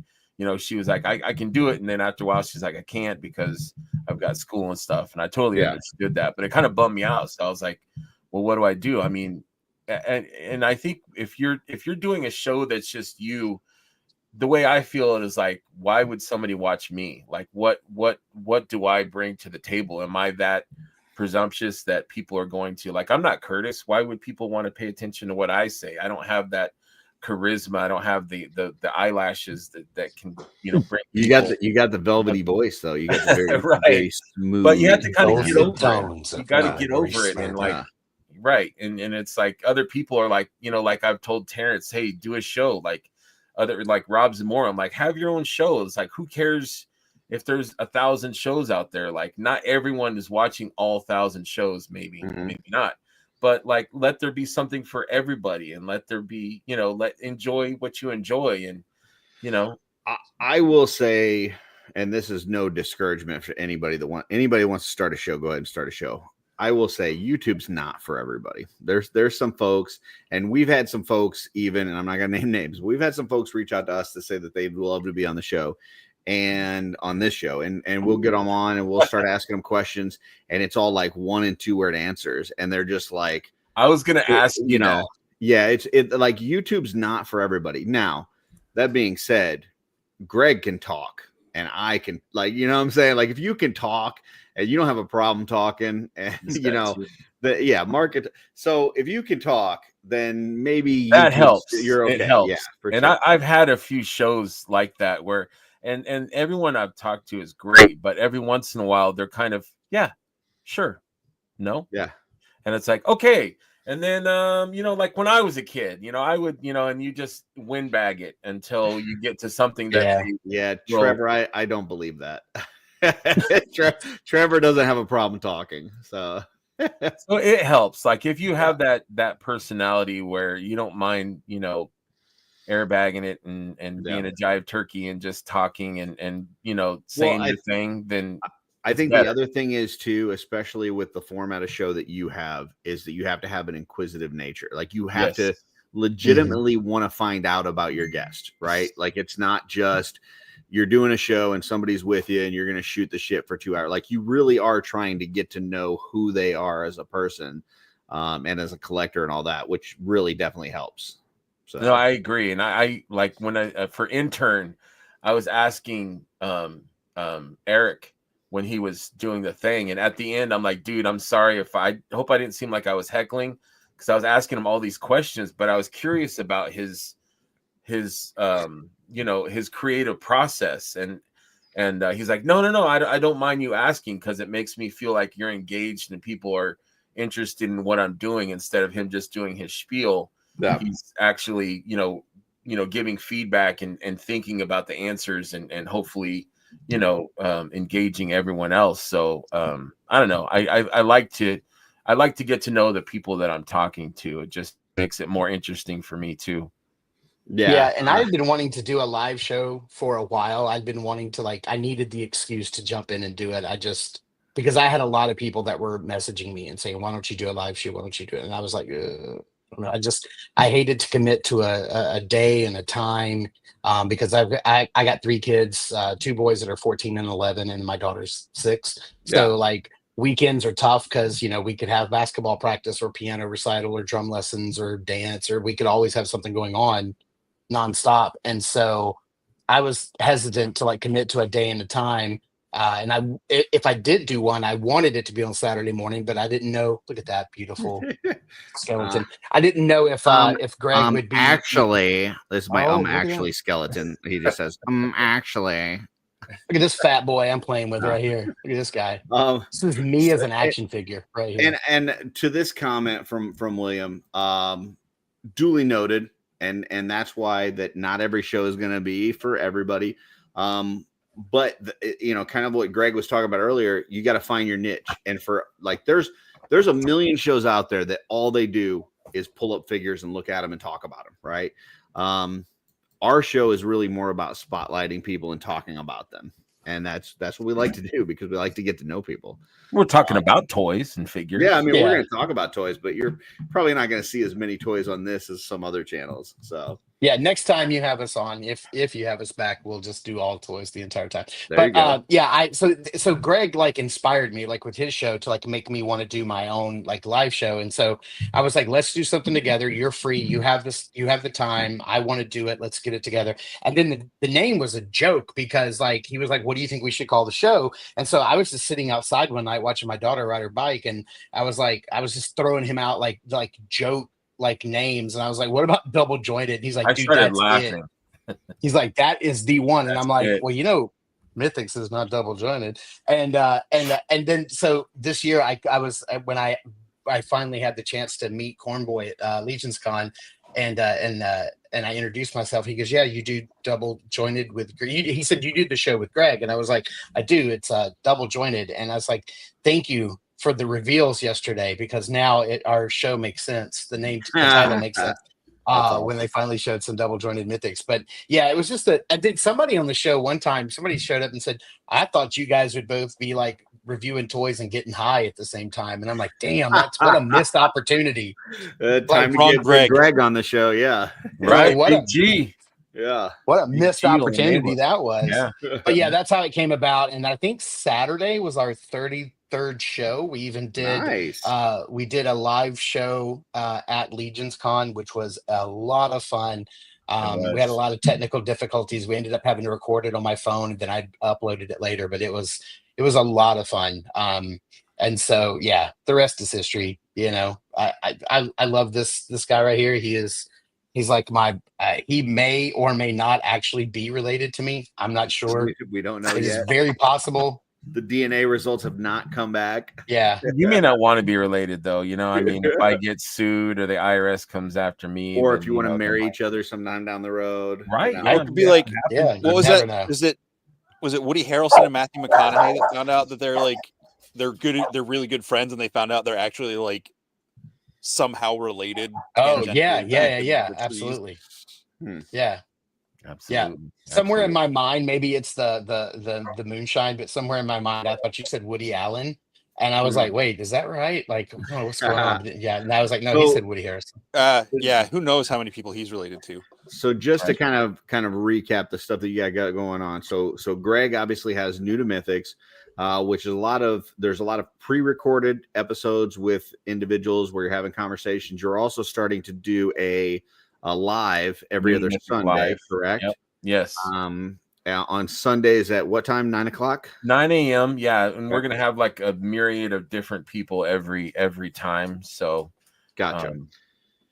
And it's not just Mythics. It's whatever is interesting going on. Hopefully there is some Mythics in there.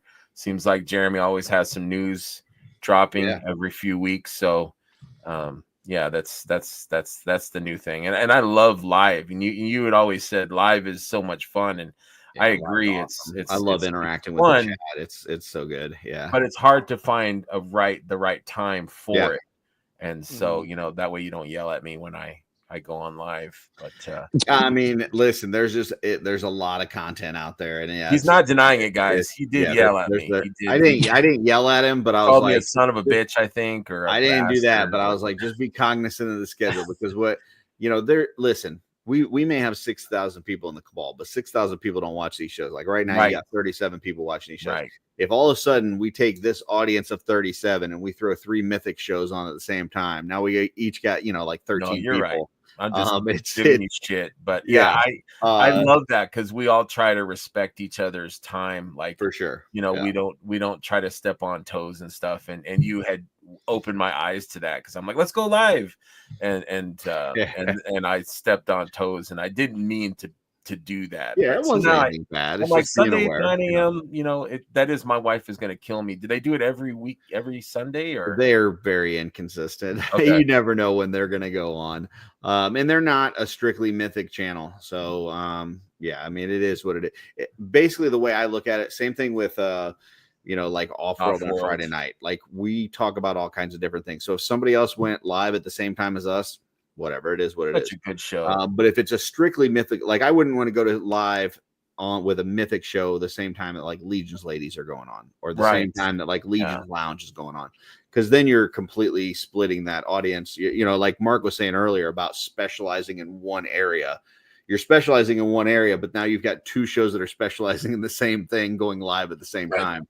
Not very good, but yeah. So check out New to Mythics. You got the pre-recorded stuff, you got the live stuff, and then on Mark's channel you got some reviews and some different things there, plus you've got the double jointed on Saturday mornings, every Saturday.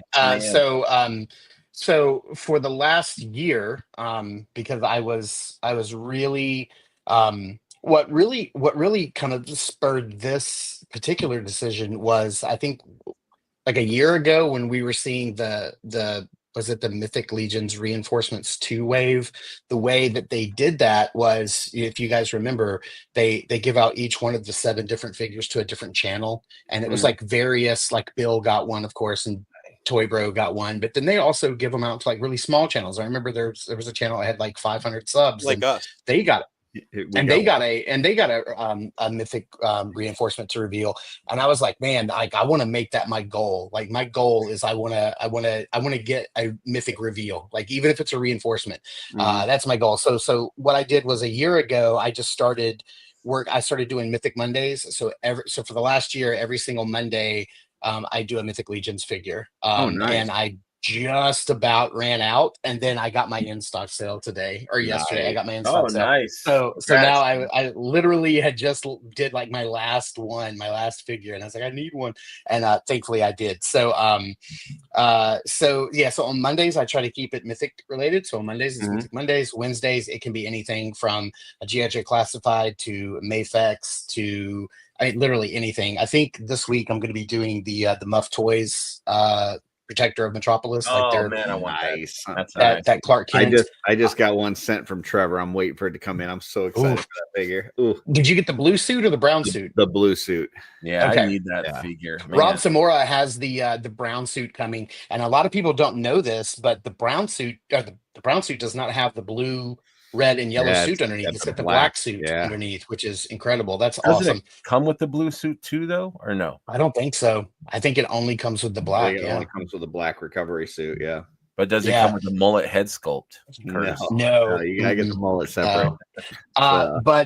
So on Mondays I do Mythic Mondays. Wednesdays it can be whatever. My new interview series is going to take over for my Fridays. For whatever, the Friday would just be another review or me rambling about something. So my new interview series, Meet the Collector, will start on Fridays. We have Double Jointed on Saturdays. I loved popping into New to Mythics Live last Sunday. I'll probably jump in as many times as I can.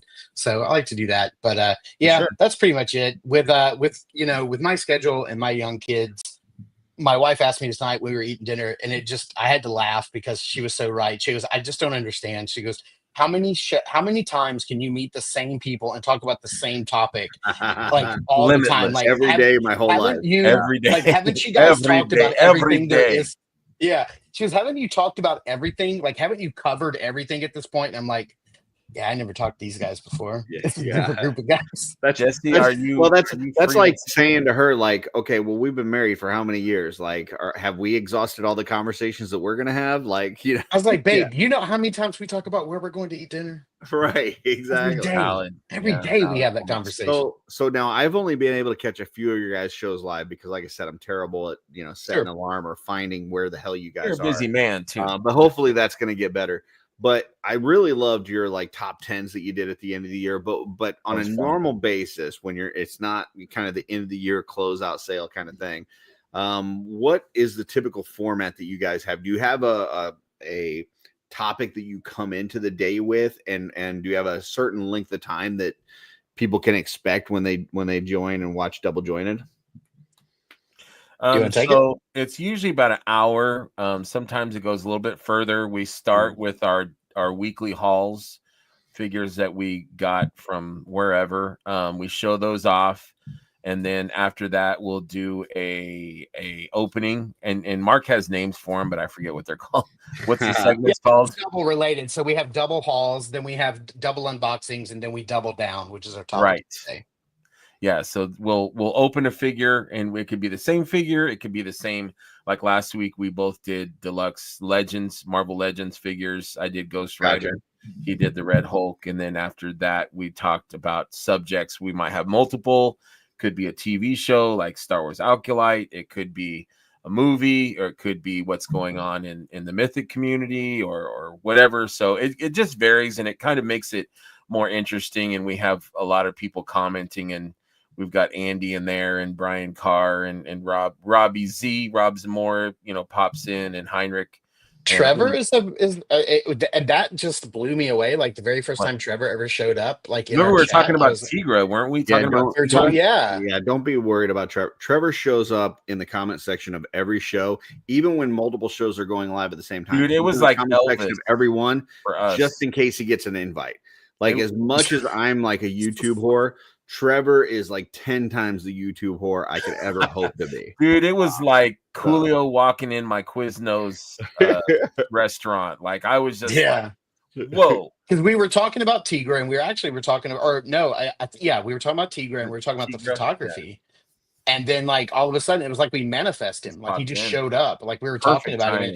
I think he had a notification set for any time his name is mentioned on the show, and he just popped in. Yeah, the other subject we talked about earlier might be dead, but you as a YouTube whore completely continuing throughout to 2025. So. We love you, Trevor.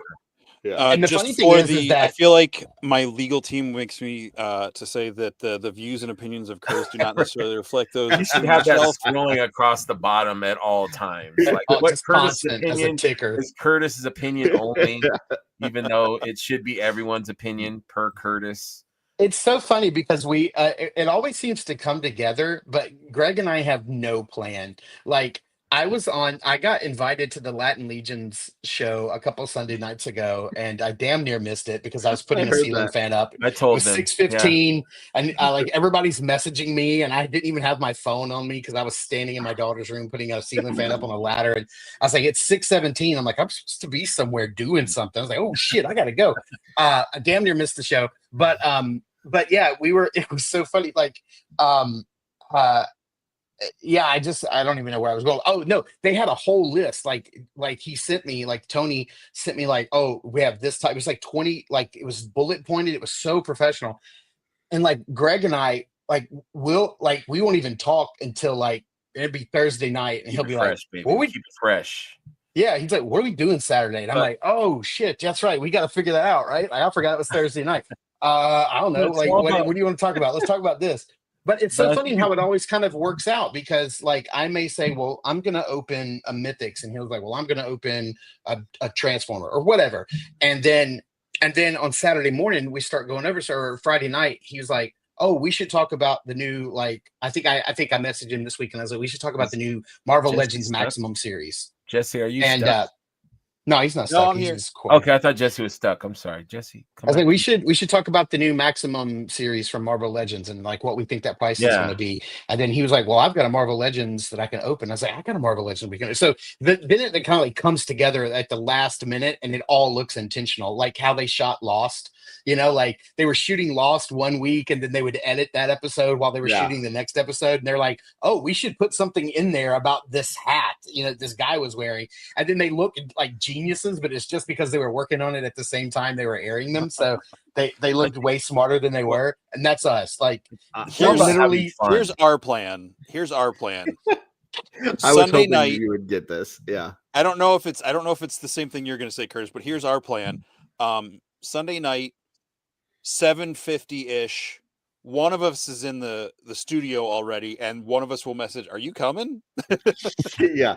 Well, I was gonna say our weekly thing is about, probably like Saturday. I'll message Jesse any shelf selections, and he'll send me the shelf selections, and then I'll message him and say, I've updated the shelf selections, and then he'll message me and say, I've updated the promo pick for next week. Okay, see you at the show. See you at the show. And that's it. That's the whole. Now, do you guys that prep? is the whole prep for shooting the show. What about like questions and stuff? You guys just like free ball? We have no prepared questions. There's no boxers or briefs when it comes to our questions. Yeah. When it, like I'm like that normally, but like if I have like a corn boy, or if I have like I want Trevor on my show, but I'm so nervous because everyone else has talked to him about, I've told him this, like everyone has asked you a million photography questions. So like, what am I going to ask the same stuff over and over again? So like, I'll have like notes for, because my fear is that I'm not going to know what to say to somebody. So like, I mean, if I know the person, if they're friends, if we're cool, like Curtis, I don't really need, like we'll just riff. I'll let Jesse address this question from you. Thank you. Go ahead, Jesse. I will address it after Jesse. I just don't want to look like a jive turkey. I want to be like prepared and ready for, I don't want to look like. Right. Trevor. So yes, soon, very soon. Go ahead. When I don't know anything. I don't plan anything. Like the fact that the biggest planning we do is talking about like getting people on the show. Like that's the most we do. We'll have like a thing where we get like 4 or 5 people scheduled, and we get to the end of those 4 or 5 weeks, like, oh, we need to get some more people. And then, like Curtis said, the regular weekly stuff is, hey, where's your picks? Oh, it's updated. We're good to go. But as far as prep, the most prep we do for questions and stuff is like when we've had Jim, Cornboy, and Eric on at different times, we tried to open up questions just to get, if there were specific questions people in the community wanted to get. Right. We do that. But when it comes to these kinds of questions, sometimes we'll be talking about stuff and then someone says something like, oh yeah, I used to eat this. And then we like go in this whole like hour and a half sidetrack about that's fun. That makes it fun. And food. Or last week, like Curtis said, we ended up talking about vintage toys and then ended up in that 85 wish book. Right. So I've had talks on my show where I'm like looking at the clock, and it's not like, but I'm like, oh shoot, like we've only talked for 12 minutes, like, and I feel like I'm done. Like I don't know what else to. And I'm hoping for those moments of like, oh yeah, I did that too. Like you're hoping for that connection, because if not, you're like, oh man, you start getting the Key and Peele like sweats. You're like, oh man, what am I gonna what? And then I'm gonna be like, oh, that's awesome. Oh, that's cool. That's awesome. And it's like, you're not, you're trying to find something to connect. And that's Jesse. Anything more you want to add to that? Yeah. When I started my Meet the Collector video series, I knew I had to have a set number of questions, and I had to know, because I have to stay on track, or I will talk and talk and talk, and then we'll talk, and then the show will be 3 hours. And then I will have gotten 3 questions answered. And I talk a lot. Like the way I used to do my reviews, because I would do them in the evenings and my kids would be around. So I would have to film the review with just kids yelling and screaming, and like at least two of the 3 were trying to kill each other. And so my reviews are just loud, and like I just would film that. And then I work from home and everybody's gone during the day. So during the day I would go back and I would watch my review and I record the audio. And that kept my videos to like 8-9 minutes long. But now I just do my recording during the day, and I'm talking into the microphone while I'm doing the recording. And my reviews are like 12 and 15 minutes long. So I talk more like if I just freeball it. And so I knew I had to have like a set number of questions. And I'm like, I'm just going to ask these questions and just move on, and try not to interject too much about me, like say, oh yeah, I had something like that happen, because I don't want it to be about me. I want it to be about the person that I have on. You don't want to take over the conversation, right? I don't want to me too everything that person says, like, oh, I bought this when I was a kid. Oh yeah, me too. And let me tell you about mine. And then we'll be here all night. Like I have to keep it very focused. So all right, yeah. Jesse, any more to add on that before I take over? I don't know if there's anything specific you were thinking I was going to say. If you are, it's not clicking in my brain. But no, I don't think I have. Well, I would say when each year we've had a horseman on at the beginning of the year, and for those we have asked the community to give us questions because we know not everybody has an opportunity, whether it's because they can't make it to cons or whatever, to talk to a Jim or an Eric or Cornboy. I love the Jim. So the last Jim one was great, dude. It was a lot of fun. So we do like to do that where we'll throw that out there and get questions from them. Other than that, I would say the key to my questions and stuff on this show is that I watch every fucking show, every Mythic show that there is. Right. I'm in the comments. If it's alive, I'm watching. If it's not alive, I'm watching after the fact. So I know every question that Trevor has ever been asked because I've seen every single interview. And so I make sure that I don't ask him anything that I've already heard. That's what I'm. Yeah. So I'm like, so I need to connect with him in a different way. Like I need to ask him a different set of questions so that's what I will do. But I will say, and this is a little bit behind the curtain, so you're getting a little peek here, a little peek because Greg asked a good question. Thank you. Last week we had Blake, aka Recon Rage, on, right? And Blake invited 3 other people with him, which we were totally cool. We're like, yeah, that's cool. Every one of them, awesome people, whatever. We had them on and we started doing the shelf selections. We went through the shelf selections. Everything went great. And then shelf selections got done. And I'm sitting here looking at 4 people on screen besides me and Jesse. And in my head, I'm going, I have no idea how these 4 people relate to one another. I don't know what common interests they have. Obviously Mythics, but I don't know what common interests they have. I don't know anything and I just blanked. And I was just like, so I started asking some questions and I got some answers. And at one point I actually started having a panic attack in the middle of the show. So if you go back and watch last week's episode, had a panic attack? At one point I said, hey, I need to step away for a second. That was me having a full-blown panic attack because I was like, I don't know what else to ask these guys. I'm totally clueless on what else to ask these guys. And I think it's the Brian Burke episode. Brian Burke and Blake and all those guys. So I took a step away from the show because I was totally having a full-blown panic attack, couldn't breathe and everything. And Jesse picked up the ball and was running with it. And then I popped back in a few minutes later and everything was good. And we started talking about toys. We went to the old Wish book and it was a fun episode after that. But yeah, that was like the first time throughout our show that I was like, I got to step away. Like it was just, but I think live kind of is that though. Like it's spur of the moment and it's reaction. Like you can't pause it. I mean, you could, I guess, but it's like, it's out there. It's there, Yeah. And I think normally as the week's coming up, like as Sunday's coming up, even though we're not like talking, like Jesse and I aren't saying like, hey, what question are you going to ask? What question are you going to, like, we're not doing that. I think that as the week comes up, I'm in my head, I'm going, okay, who are our guests? What do I want to know about them? And like the main question I had for you guys was, how the hell did you guys become a thing? Like, how did this connection happen? And then, a little bit about your own individual journeys, which makes it for a very easy conversation. But last week we had 4 people on screen that I had no idea how they even knew each other. Right. And I guess that would have been a good question. Like, hey, how do you guys know each other? But in my brain just went totally blank. And I was just like, I got to jump off the screen. Yeah. Well, hey, let's be grown men and let's just normalize some anxiety here. So I'll give you guys a little peek behind the curtain. I had my one of my first interviews, and I don't want to say with who because I kind of wanted to be a surprise. But when I sat down to do my list of who I wanted to interview first, I said, well, who are like the 3 people that I want to get to know the most? And I wrote down a wish list, and I got really lucky that all 3 of them said yes. And I was floored.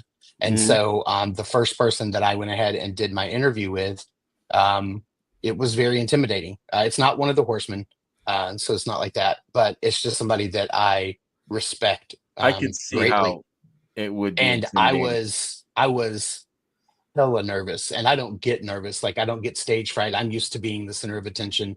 I'm Yeah. used to being the life of the party, the clown. I don't care. Like You texted me I too. was hella nervous, and Yeah. I texted Greg, and I'm like, hey, did you get nervous before you did like Corn Boy and for instance? And he was like, of course. And I'm like, I don't know what to do. Like I'm kind of freaking out. I was kind of having like a little panic attack. I was like, Yeah. I'm about to go live in about 45 minutes. Well, record in 45 minutes, and like I'm 100% sure I'm about to fuck this up. Like this is really going to be really bad. And so I just had a little shot of some moonshine. That's the only alcohol in our house. Me and my wife are not drinkers at all, and so. Oh yeah, the fun is the key word. Yeah, exactly. Yeah, 100%. And so he gave me some really good advice. He was like, before you do your interview, before you hit record, he's like, just sit and talk with them for 10 minutes, just 10 minutes, just break the ice, get to know them for 10 minutes, and then go. Like, don't go in cold. Yeah. And I was like, okay, great. Yeah. I'll do that. Because I wasn't planning, because I was trying to be very mindful of their time. And that helped so much. Like I was like, look, I'm not going to ask you any of this stuff in the review, but where do you live? Are you married? Do you have kids? Like what, like all, like this isn't going to be an interview, but I just gotta, like, I had to work out that But so that I could get person- past that. That person that you interviewed is they have a sense of humor, but they seem like a very serious person to me. Like they're very intelligent and very serious. So like, you know, it's like, is your humor going to work on them? Like, can I go dirty? Yeah. Should I not? Should I be, you know, should I be Jesse and not Curtis? Like, who should I be in this interview? Like, Yeah. what, you know, what Right. should I Like, what kind of date is this? Jesse Am I and not trying to get Curtis. laid, or, you know, like, where are we going? Is this a first base date or a third base date? Like, I don't know. Like, how much of myself do I be? You know, like, let me throw this out there. I have anxiety, but it's never about the shows. It's not social stuff. Like when I get those kind of anxiety things in a public setting, it's more of other things coming in, or if I'm claustrophobic, like if it's a big crowd and I can't move around. Right. For me, one of the things that I have no problem looking like a complete buffoon. I throw out puns all the time at work, and everybody's just like, "Oh God, stop talking." Your Like, puns are funny though, dude. Your puns are funny. Sometimes I mean, I think they're funny all the time. They're sometimes funny for other people. Other times people are like, you need to get out of my car. I don't think And they're I'm like, ever not funny. I think sometimes they're too intelligent to where I don't understand the reference. So like sometimes you reference I love things this that I have no comment. idea. Never go of. full Yeah. Curtis. That's right. But let me I was terrified of speech class in high school. Like, you know, get up there and do that. That was like my biggest fear. I wanted to write stories. I wanted to draw, show stuff off, and not have to be in front presenting it. I don't know what happened in college. I got over that. One thing I will tell you, this is a little bit of a story, so strap in. A little behind the scenes curtain and Jesse's. Here for it. I'm here for it, man. Let's go. Stupidity. So, Curtis, this does involve a little bit of travel. I hope you're okay. That's all right. So I went to school in Springfield, Missouri, and so it's coming up on spring break one year. We pronounce it It's like my second or Missouri, third year. just so you know, Missouri. Well, I'm not from there, so I say Missouri. Okay. I'm from the And- Midwest, so I got you. I'm good. I'm from Illinois, so I understand. Okay. I spent So- many years in Illinois. This girl I had become interested in was like, hey, you know, a couple of us are going up to my house for spring break. You know, none of us have a car. You know, do you want to come with us and hang out? And I was like, cool. Now, just to get everybody, this was a small private Christian college, so it wasn't like that kind of invite. But I liked this girl. We'd been like, you know, hanging out, talking a lot, and talked the whole way up. And there's like 4 other people with us, so it wasn't like. But anyway, we're hanging out, and it's almost a week-long break, right? Huh? What'd she look like? Can you paint the picture? I'm not going to do that. Okay. She was cute. It was like late 90s, early 2000s. She had like short, like light brown hair. That's all I needed. Yeah. Kind of into like ska punk kind of stuff. Okay. So I'm visual, so I was just trying to put myself in the story. I wanted to work myself up to the nerve to be able to ask her to the spring like formal event. So it's like, all right, how do I ask this girl out? Like, we weren't dating or anything. And So one night we're all hanging out down in the basement talking. It's like a living room style setup, and we're talking. Everybody else goes to bed, and it's just her and I. We're talking, telling stories, getting to know each other, hours and hours and hours, just hanging out talking. And I'm like, I got it. I know what I'll ask to get me past my nerves of asking her out. If I can ask her an embarrassing ass question, I can ask her out. So I just said, we asked a couple, we were doing this back and forth questions, which is how I set this up. So I went, I was like, do you ever pick your nose? Wow, that's random too. And she was like, what? Now, she wasn't one of the really like, I don't want to be mean. I'm not trying to be mean or condescending. Like, I felt like I could get away with that question. Like, she wasn't afraid of gross stuff. She wasn't like a girly girl. She was definitely, it was like, all right, I can probably get away with this question. So I asked it. She answered. I was like, look, I'll answer first. I said, yeah, sometimes it happens. My fingers are too big. They don't go on my. So she answered, and then we went back and forth another question. And then I asked her if she would go to I forget what the event was. And she said yes. And, it ended up not going anywhere. Like I mean, you gave it a shot, man. Yeah, I mean, we hung out a lot. Like, we were kind of together we kind of started going out for a couple of days, and then it just didn't work out. But yeah. She So I figured if back I on it can, and she goes, you know what? I knew the minute he asked me if I picked my nose, this was not going to work out. Like, I just knew then. but that it was a good growing strategy. moment for me, and that's the thing. Right. Like, when this show started, I started off with 2 friends that I knew personally, and I think Danny River Swift was one of the first people I talked to that I hadn't met in person. And then Curtis came on fairly early on as a guest. Like, I didn't know half of these people, like, at all. Like, I was brand new to the Mythics community, all this stuff. And then one time Curtis came on because David Williams right? He was having internet problems. So Curtis would come on so we'd have something to keep talking about if Dave cut out. And then it just turned to this thing where, like, my brain locks up and I just think, the same word just repeats in my head over and over. I'm just like, and Curtis has been great at like picking up, like, he's like, Jesse's flailing over here. I'm going to just roll with this question. It's just been a nice balance to where all that to come back to the shows that I don't care if I look like an idiot. I was a little nervous with Jim just because he was like the least toy guy of the horsemen. So I was like, I don't know how Very are we friendly, going to talk to though. him for Very 2 hours. personable. But yeah, we had a great conversation and talked a lot of stuff, and it was really easy. But that was probably the most nervous I've been about a show. But yeah. And can I say that whoever you do end up with is going to be a lucky person, man?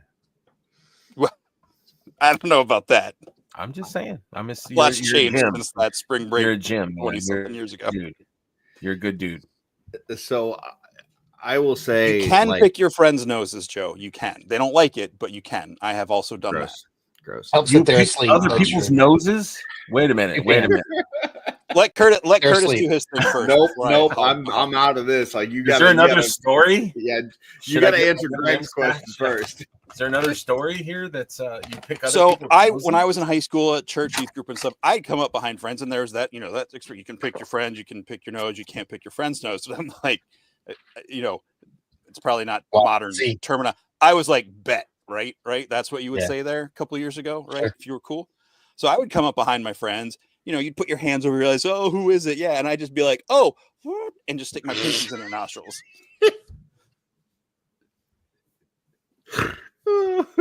That's crazy. And Greg's lying. He can't get his fingers in there because everybody's fingers fit perfectly. I've got the Ewing nose nostrils right now. I can. You can go knuckle deep on those suckers. Yeah, I can get all the air. I could suck the Q-tip air in out of the your ear. room. But you could use a Q-tip in your nose. There you go. Me and boogers, Now, I to can't. be fair, I can't with boogers. I don't freak out. I've never picked my boogers and eaten them. Can I just say sorry for the people that are watching this right now that we're talking about boogers and stuff? I'm sorry. Yeah. I have no control over I'm it. not going to It's not my apologize. show. So, back to the previous discussion. So Jesse and I've had many conversations on the show about kind of dealing with anxiety, and one one of the great things about this toy line has been how it's helped us to deal with this, how it's helped us to interact with people, has it helped us to have a hobby to work on that kind of calms our nerves. And I will tell you, like, I have a panic disorder, and, there were a long time ago, I had bad problems with it. I mean, to the point where I was basically agoraphobic and I couldn't leave the house. And worked through it and really hadn't had many problems. And even as we've gone through some of these, like what you would call high profile interviews, not really much. I mean, maybe a little bit of nerves beforehand, but not anything too bad. But like I said, last week was full blown fucking panic attack, like not being able to breathe, pains in my chest, all that kind of stuff. I get it, because I'm like, where am I going to go? What am I going to ask these guys? Yeah. And but the thing is that leaned on Jesse. Jesse jumped in. He asked the right questions. We got back on track and everything worked well. And I think that's, there's a tendency, I think, from people, especially guys, to feel like mental health is something that you've got to take on all by yourself. Right. And like, you can't, if you tell people about it, it makes you feel like you're weak or you're doing something, I just can't handle this. And that is so wrong. Like, we have friends, we have a community for a reason. And like, you got to lean on people. You got to make sure. I mean, that's what people are here for, is to help you out. So I had ran into Corn Boy, the people at Legion's Con, when he came out, people were like, Corn Boy. And people were so stoked to see him. And so, like, the whole room was just like filled with so much love. And he started to tear up. Like, it meant so much. He was like, thank you, thank you.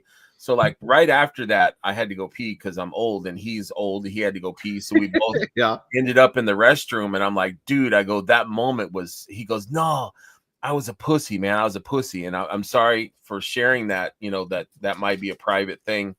But I'm like, dude, you are not at all. Like, you were feeling something and you showed it. Like, that's the manliest thing that you can do is show your emotions and be sure, vulnerable and be out there. Like, people respect you even more that you're showing them your emotions. Pals. Thanks, Steph. I was having a moment here, but no, I think I agree. Like, okay, so I saw Corn Boy before the G-Con, right? And he had walked in the hotel and stuff, and we were just kind of talking right before G-Con, and I guess it just never had dawned on me, because I knew he had missed Legion's Con the week before, right? But he's like, I've never been in this hotel. Like, I've never stepped foot in this venue before. And it was the first time he was seeing the setup with the statues and with all that stuff. And he was just taking it in. And you could see it was like affecting him emotionally. It's gotta be like, and I'm just sitting there thinking, like, how cool is it that we follow this toy line, that the people that own the company are that invested in it? Like, it means something to them. It's not just pushing plastic, right, and selling these figures. Like, it is important. They're real. They're like us, and that relatability, it endears them to us. Like, that we can message them and be like, hey, or like Joe is on the show right now. Like, they're just so cool and real, and just like, they're fans. They try not to suck, all those lines, all that, but like, you just feel like, and we could go on to a whole nother hour about this, but like, people that aren't real fans, I guess, they criticize the company, or they say this is trash or this is junk. And it's like, whoa, like, somebody said something about the shipping, and I'm like, hold on, like, you're not talking about shipping, you're talking about my friend Diego.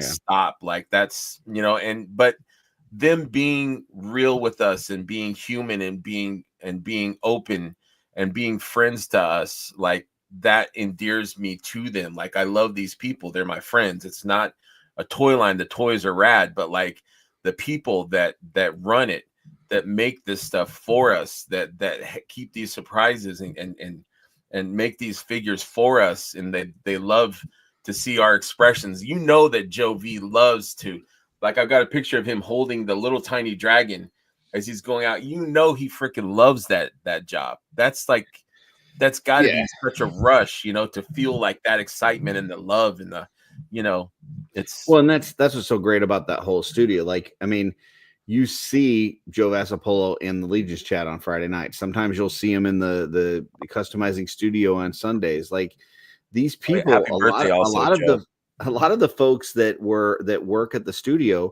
were fans, you know, like, and they've come in and they've really, and you can tell like they care about this stuff. It's not just a job. Like it's not punching the clock for any of them. Right. It's so great.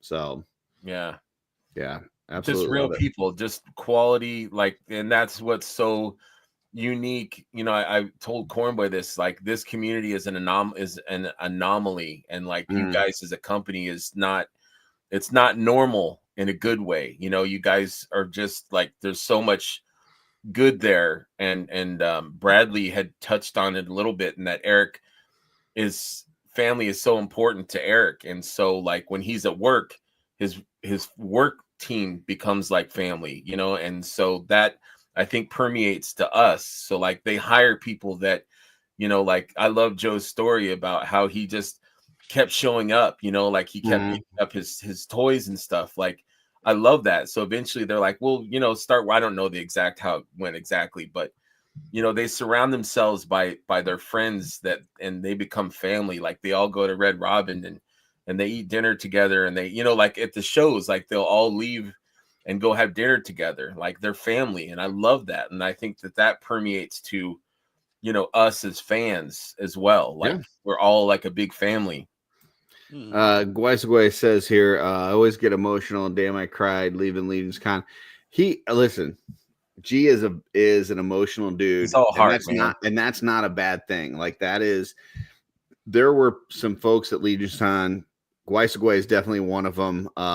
You know, Joe Gonzalez, Dirk from Dirk's Design. Like there was just folks that quality.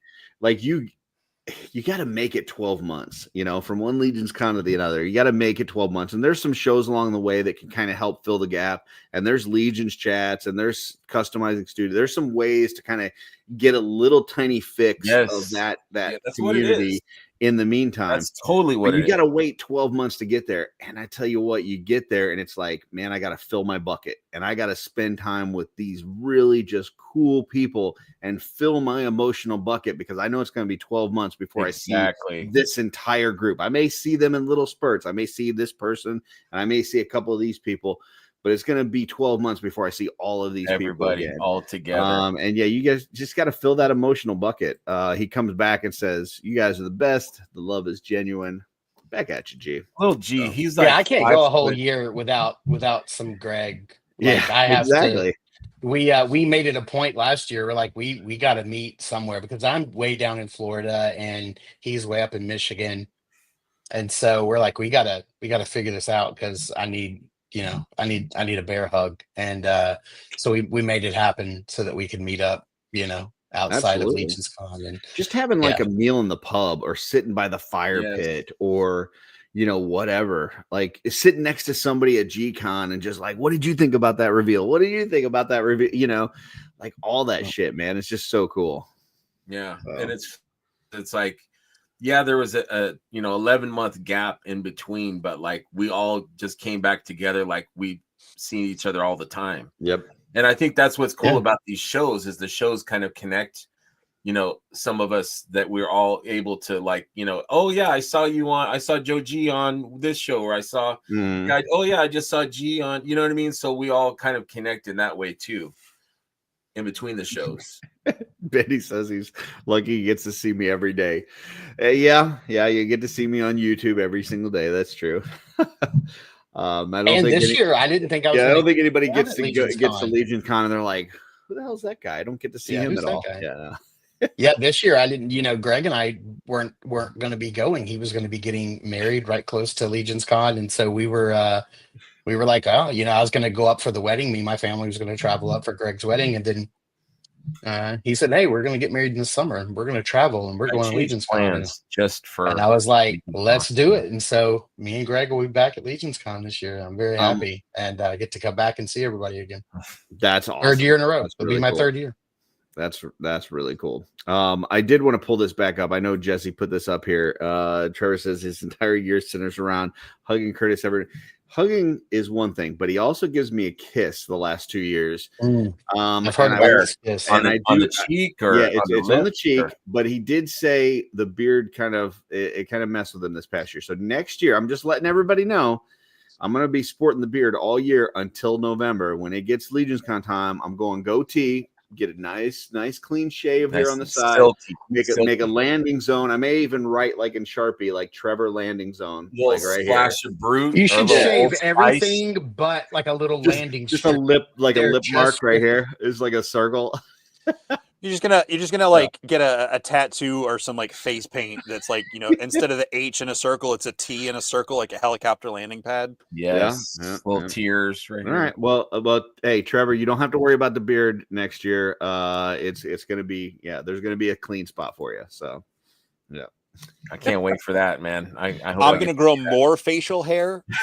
So no one tries to kiss my face.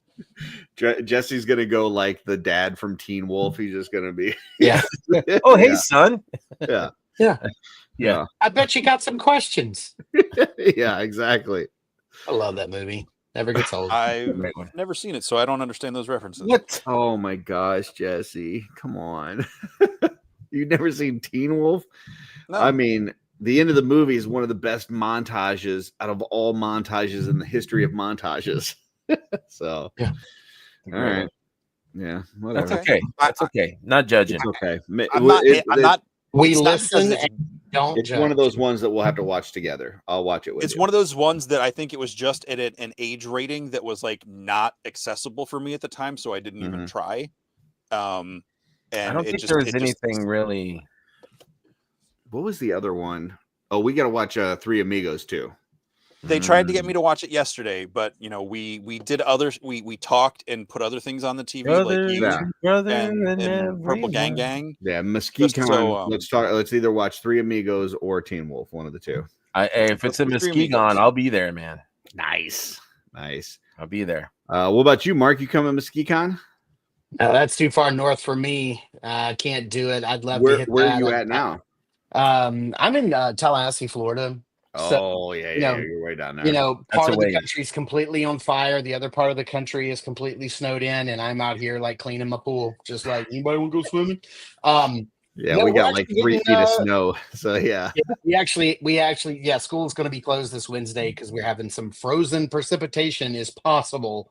So kids are already happy that they're like, no school. I don't know why we're going on Tuesday. I'm in Tallahassee, Florida. It's a nice like 50 degrees right now. It's just nice and pleasant. But my first con this year is going to be Toylanta, then probably Joe Fest. I'd love to hit ZoloCon. That sounds like it'd be great, but I just ZoloCon. Yeah. I'll be there. But I've got a lot of friends that are going, so all the exclusives they'll be able to pick up for me, and then I'm going to be returning the favor from Toylanta. Did you say MegaCon? You're going to MegaCon? No, that's too soon. That's here in February. MegaCon used to be a May, June thing. Like it used to be like a big thing in the summer, but now it's like it's all the way up in February. You're on the far west side of Florida, right? Yeah, I'm in the Panhandle. Well, actually, yeah. So we always say we're in the armpits, or right there where the Panhandle curves. That's such a terrible thing to say. Yeah. Okay. But we're literally like 5 minutes from the Georgia border. So like I'm 5 hours from Atlanta, 4 hours from Orlando. Gotcha. Cosmic Jeff and Jeff Ray Evans and Terrence are both down in Central Florida, so we can probably catch up quicker than anybody else. If I did go to MegaCon, I would definitely catch up with those guys. But yeah, I'm looking forward to seeing everybody at Toylanta. That'll be my first Mythic meetup this year, I think. Nice. Very cool. I need to get me a big Jordan hug. I always look forward to seeing Jordan getting all that beautiful hair in my face. The Purple Prince. I'll tell you what, those guys were con MVPs last year. I mean, just driving up and down that coast, hitting every con, bringing live shows, bringing excitement, bringing purple. Brett went to more shows than they did, I think. Brett, he's coming to Mesquite Con too. Like Brett's all over the place, man. That guy is a driving fool. But man, Brett is the 4 horsemen And we talked about this on the way to MesquiCon, I think, or maybe it was something else, but we talked about, and I wish I could go with him to every show he goes to, but sometimes he's on trips already, so I can't catch a ride. We talked about being like, what are the Deadheads for the Grateful Dead? Yes. You know, it's just every show we try to get there. Just get little Your skull, groupies. Yeah, skull your stickers groupies. on the car for every show we get to. He is a road warrior. I love That's that true. dude, man. He's the best. So good.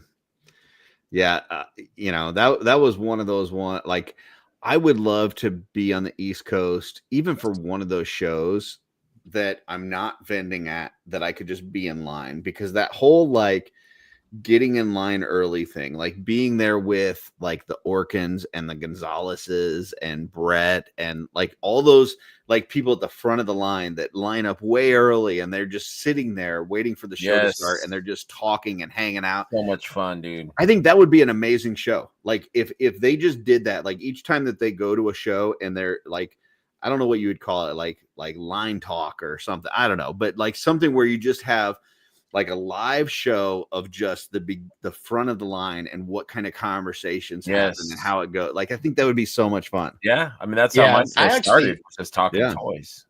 I had a friend of mine that I used to work with. She did a she did a documentary that got to cycle around at a couple of film festivals, where she's a massive YouTube fan, and she would go to all of the YouTube concerts, and that was what her documentary was about, was the front of the line. And usually the first 100 people, they're all the same. They're usually the exact same. She started noticing the same people at every U2 concert, and they were always be in the front, like 100 people, and it's because they're the most dedicated. And you know, she even went to a show in like I think Europe, and like there they were there too. And so like there's something about those people who get there, you know. I remember my first year at Legion's Con.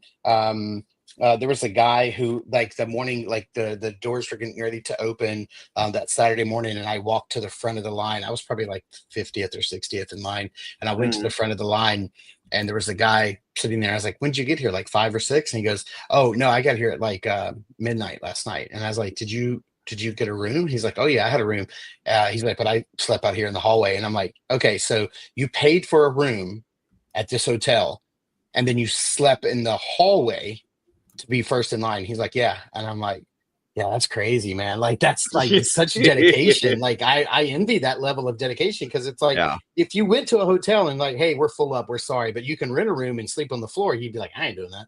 But you will for Mythics. Like it's just crazy, the level of our, you know, commitment or our craziness for this. It was I think it was the 22 Legions Con where that's the one where the Saturday was kind of screwed up, because they had the exclusives and the Horseman line in one line, which was really bad. But I do remember like Mav was in line like the night before, and like he had a box over his head just so that it would block out the light and he could sleep. So he's like sitting against the wall in the hallway with a box over his head. And it's like, man, like people that are just at that hotel for something completely different besides the show have to be like, what the fuck is what is going on here? I felt bad because I remember in 23 when we went, we checked in, and the lady behind the counter said, "Are you with the wedding party?" And we're like, "No." And they're like, "Oh, okay," because they had like all these white bags that were like gift bags to give out to the wedding party. So in 23 there was a wedding that Saturday. At the same time as Mythic Legions, and I was like, "Oh, I feel bad for those people." like they came, like they're gonna have this whole like place to themselves for the whole thought weekend. that until they came in, they walked in like I think it was after the show on Saturday, and this is probably one of the proudest. I'm going to take credit for this because it's one of the proudest moments of my career. I stood up in the lobby and started a slow clap for that wedding party. And the whole fucking lobby just started clapping. And you could see like that bride, her face like lit up. She was smiling from ear to ear. Like all these people who have no idea who the hell they are. They've never met them in their whole life. The whole freaking lobby starts cheering for them. I mean, if that's not a memory that you take the rest of your life and talk Absolutely. about it to your grandkids and stuff, like But that shows It was how like, and good. it was at that moment, like 700 bearded guys that had a beer gut and Yeah. cargo shorts started clapping for us. yeah, yeah. They all looked at the Yeah. same. I don't know what They, their they were convention all was, eating but pretzels from the pub. I don't know. They had Cabal shirts on. I don't know what that is, but Yeah, it's crazy. but that they shows how all looked good the same. that shows how good the people are in the community that they would, you know, yeah. applaud. You I know. feel like that's a moment in time for you just to counteract and rub it in my face that I booed a wedding proposal at a movie theater. What? So you booed a proposal and I started a slow clap for a wedding party. And then all we're these even nerds Steven. started to I mean, clap. you put us together and we're even Steven, Jesse. So What proposal was that, Jesse? Quick, a couple friends and I, it story? was right before I was moving out of the area. We went to see a movie in Springfield, Missouri. It was Fun with Dick and Jane. So it was like a Jim Carrey, Taya Leone movie. Like I no saw it. one wanted to see this movie. It Like, wasn't very good.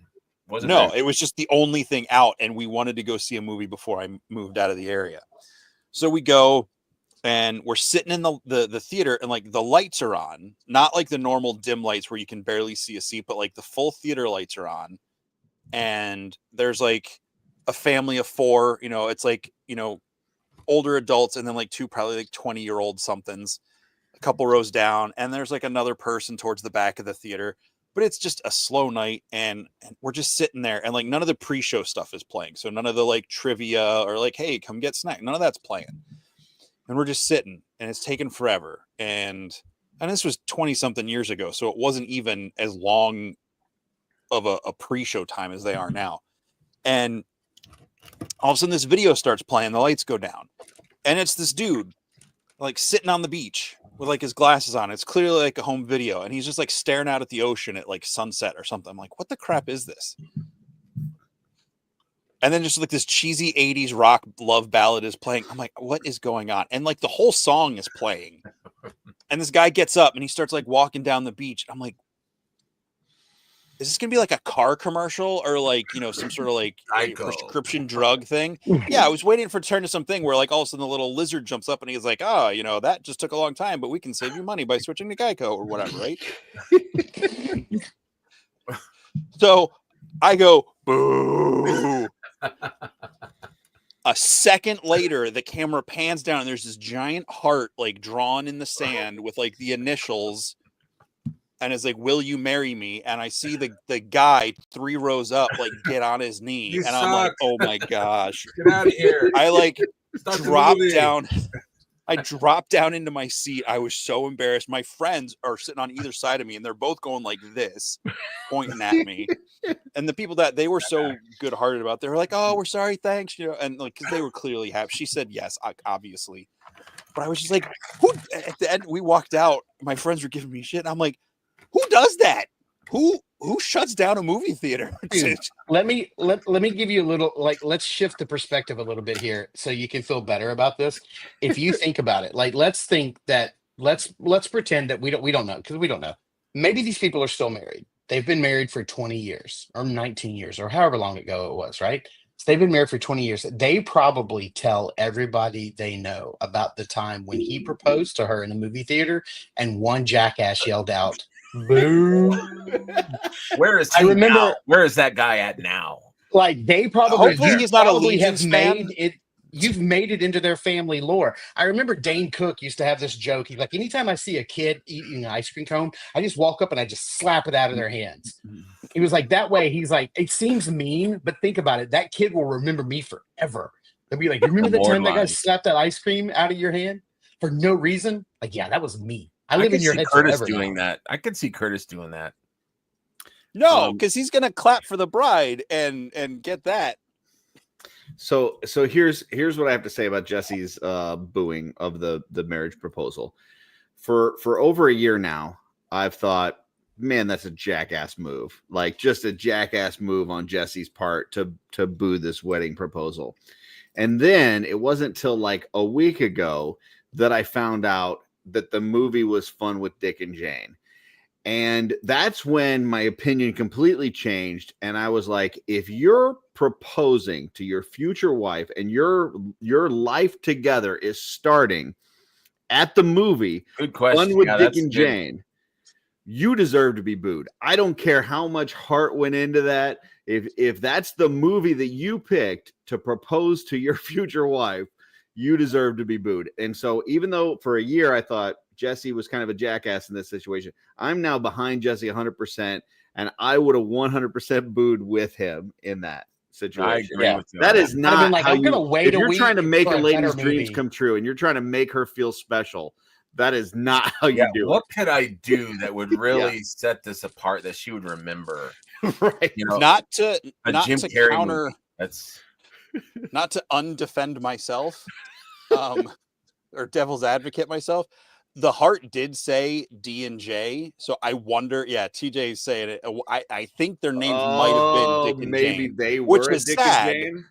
for someone at that age in this current climate to be named Dick and Jane. But yeah, that's interesting. I Dick didn't and think Jane, about that. or whatever your names are, if you somehow have stumbled across this video because you or your children or someone in your family has gotten into Mythic Legions, it was me and Mark. Actually, we were the ones that were getting. I am so sorry. One of you have really let yourselves go. Me and Mark.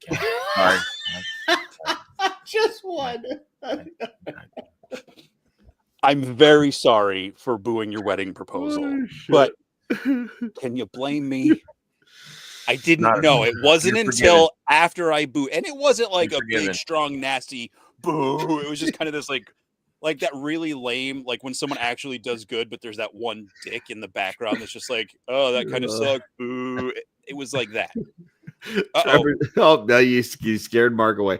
Trevor said they went through a nasty divorce. Imagine if that actually, they're married for 10, 15 years, and then they got a divorce, and she's sitting there at the lawyer's office going, I knew when that guy booed our proposal, I should have backed out. Right. That should have been the moment.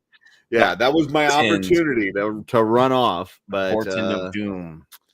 But then also I have to ask, I don't know if I've ever booed a theater before or a movie. I don't think I've ever done that.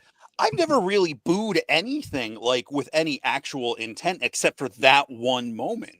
You just felt it. It just needed to come out. I usually give the previews a thumbs up or thumbs down for Darla. I'll go.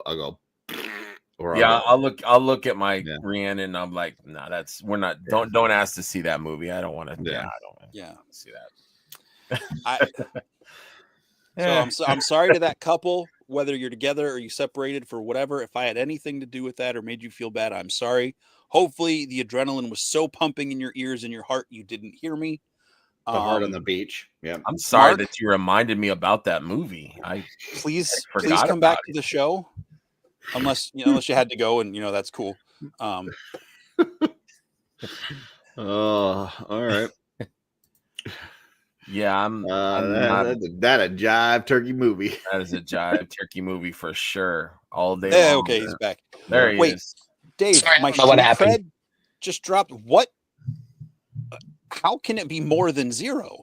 Yeah, that's true. Because we need to analyze this. Jesse was at the theater watching Dick and Jane. So that's true too. I never thought of that. You bring up a good point. Oh, he's losing. He was proposing at Fun and Dick and Jane, but Jesse went to watch it too. Yeah. I already explained why we were at Dick and Jane.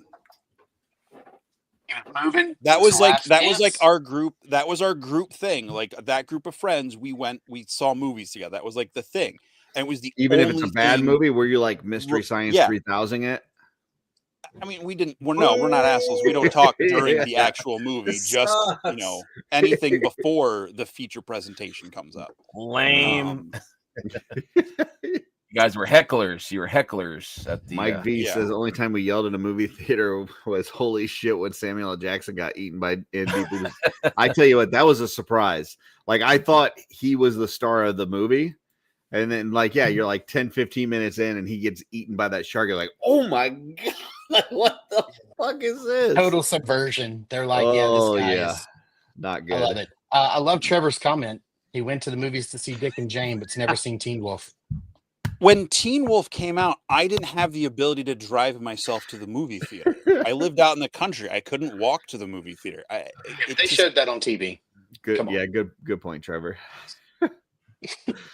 All right. So we're well past our 2-hour mark that we know. Yeah, my wife shoots is going to for, be but so angry. This has been fun.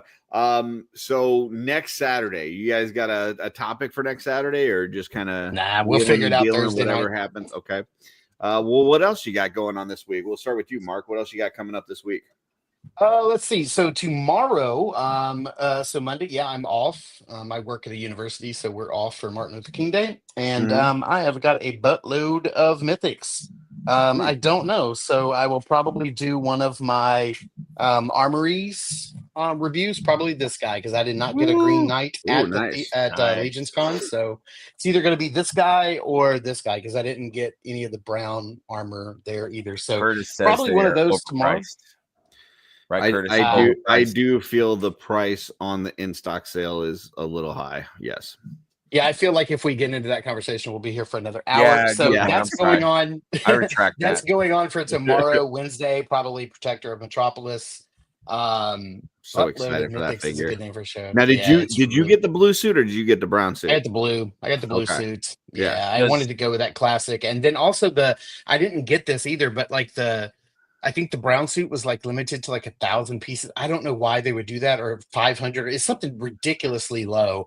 Rob got lucky. He bought it at, I believe, Empire Toys, which means he'll probably get it sometime in May or June, I think. But no, I'm just kidding. I'm just kidding. But no, I wanted the classic name for a show.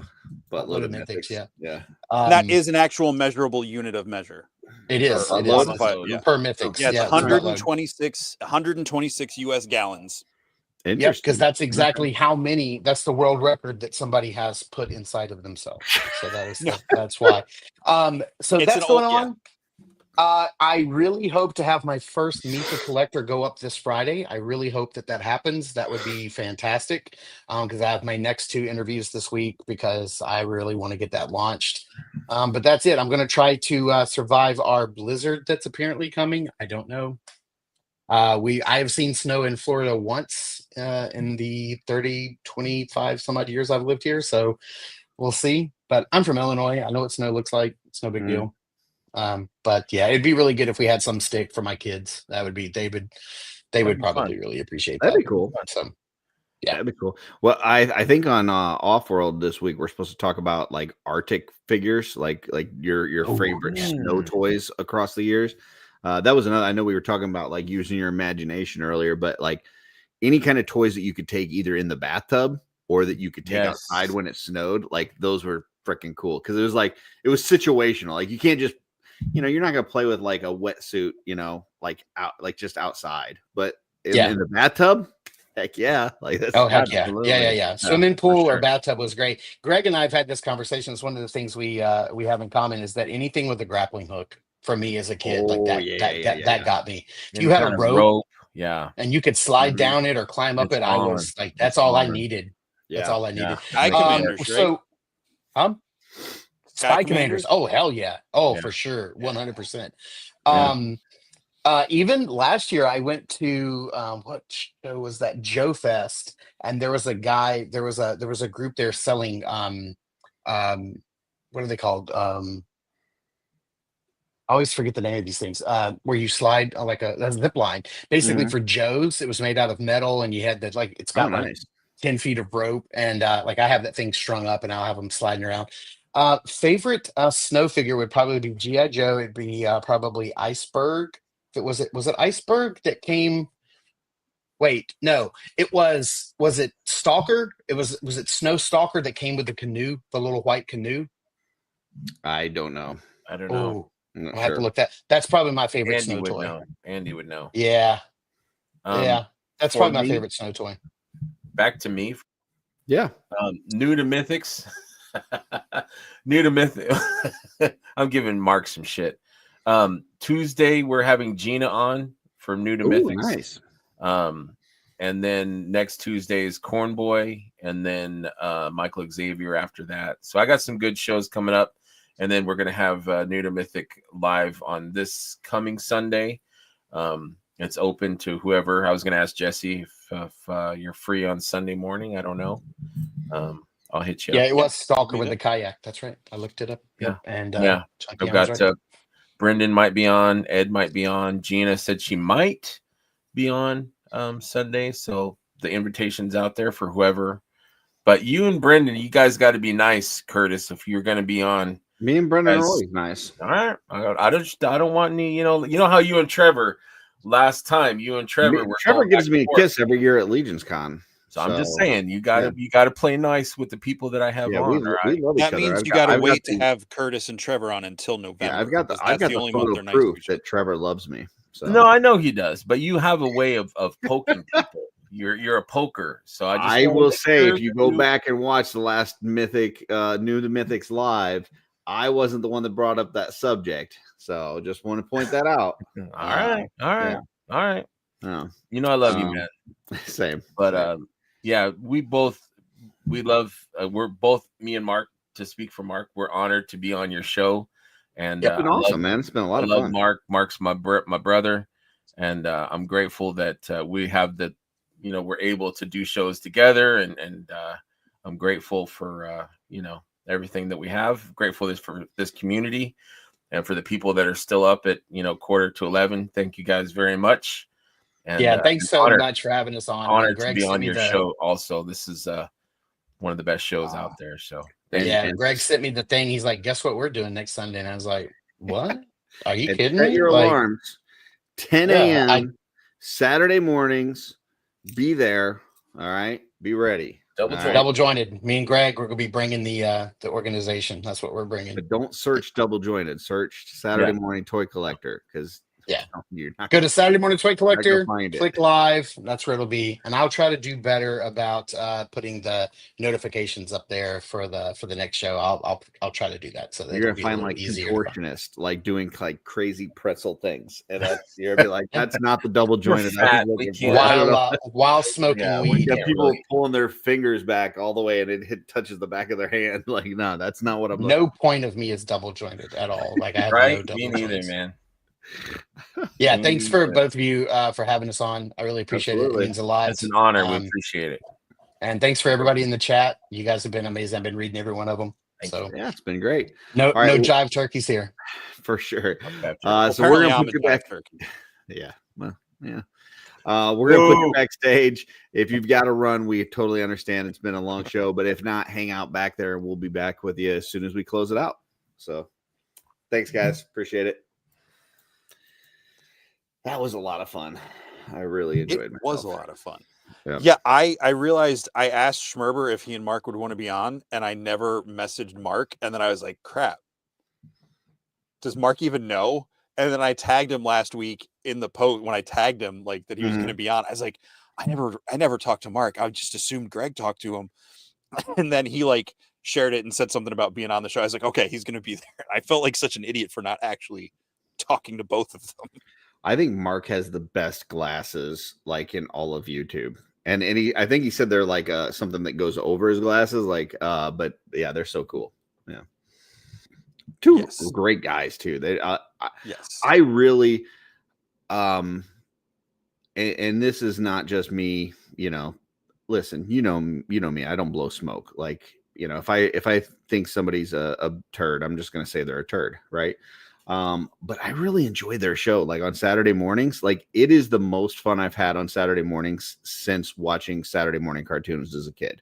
Like I really enjoy it. And it to the point where if I sleep in on Saturday morning, or I forgot that it was on or whatever, and I miss it, and then I saw that it was on, I get mad. Like I'm mad at myself, like, oh, I missed it, So yeah, I'm glad I got it's the only show now that I've got a reoccurring alarm for. So yeah, I'm definitely going to try to catch that every Saturday. It's a super fun show. So yeah, folks out there, I'm not blowing smoke. If you like toys, if you like just two cool dudes that are just hanging out, talking and having fun, check that out Saturday mornings, because it's a great show. So I need to be not a slacker and watch it It's not because I'm not interested. It's just Saturdays are usually I have no idea what's going on Saturday. Well, and if you want to catch some of the ones that aren't live, I really highly recommend their list shows that they've done. That's like the top 10 and stuff. They were really good, really good. Cool. But next week we got another show next week, right? And I think you found us a guest for next week. Yes, sir. Next week we've got Mike from Junkian Crafts and is it Junkian Crafts and Builds? Met him at Maryland Toy Show last year. Really cool guy. Really looking forward to get to know him a little better. He's posting lots of cool stuff. So check him out at Junkian. I think it's like Transformer, like Junkian Crafts. I think it's Crafts and Builds on Instagram. So check him out. He said he was going to send you some what do you call them? Shelf selections for next week. So I told him. Nice. Have we had him on as a shelf selection at some point? I just feel like I've heard that, like I recognize that name. We might have, yeah. Okay, gotcha. Yep. Yeah, I'm looking through his Instagram now. I'm definitely following him, and he's got some really cool toys on his Instagram. So cool. That'll be fun. Yeah, he's got a YouTube channel. He gave a real nice talk up to us at the Maryland Toy Show about the street team for the Horseman and Wolf King. And that was just really cool. And so we'll have him on and gets talked about him and his channel. And are you guys doing that again this year? Do you know the whole Maryland? Yes, we are. Beautiful. Yep, that's cool. What's your next one? You got ZoloCon next, right? Is that the next and first one that I'll be at? And for Wolf King is ZoloCon, first weekend in March, and then was it 2 or 3 weeks later is MesquiCon? Yeah, the 22nd, I believe. Yep, and then I don't think there's anything until the first weekend in May for Lehigh Valley, then Maryland Toy Show, RetroCon in the fall, and then Legions Con. At least that's the ones that I know are on the list right now. Gotcha. Cool. All right. Well, we will see you back next week for that guest. And, make sure you check it. If you're a member of the channel, check out, Jesse's been doing some musings on Monday. We got, some other content that pops up every now and then.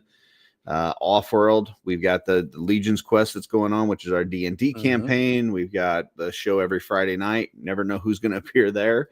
And Art by Akerman channel. If you're into customizing or you've wanted to get into customizing, check that out.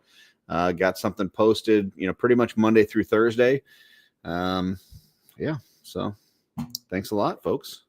Yes, thank you very much for being here. And as always, or usually, I didn't click the button yet. Where is it? There it is.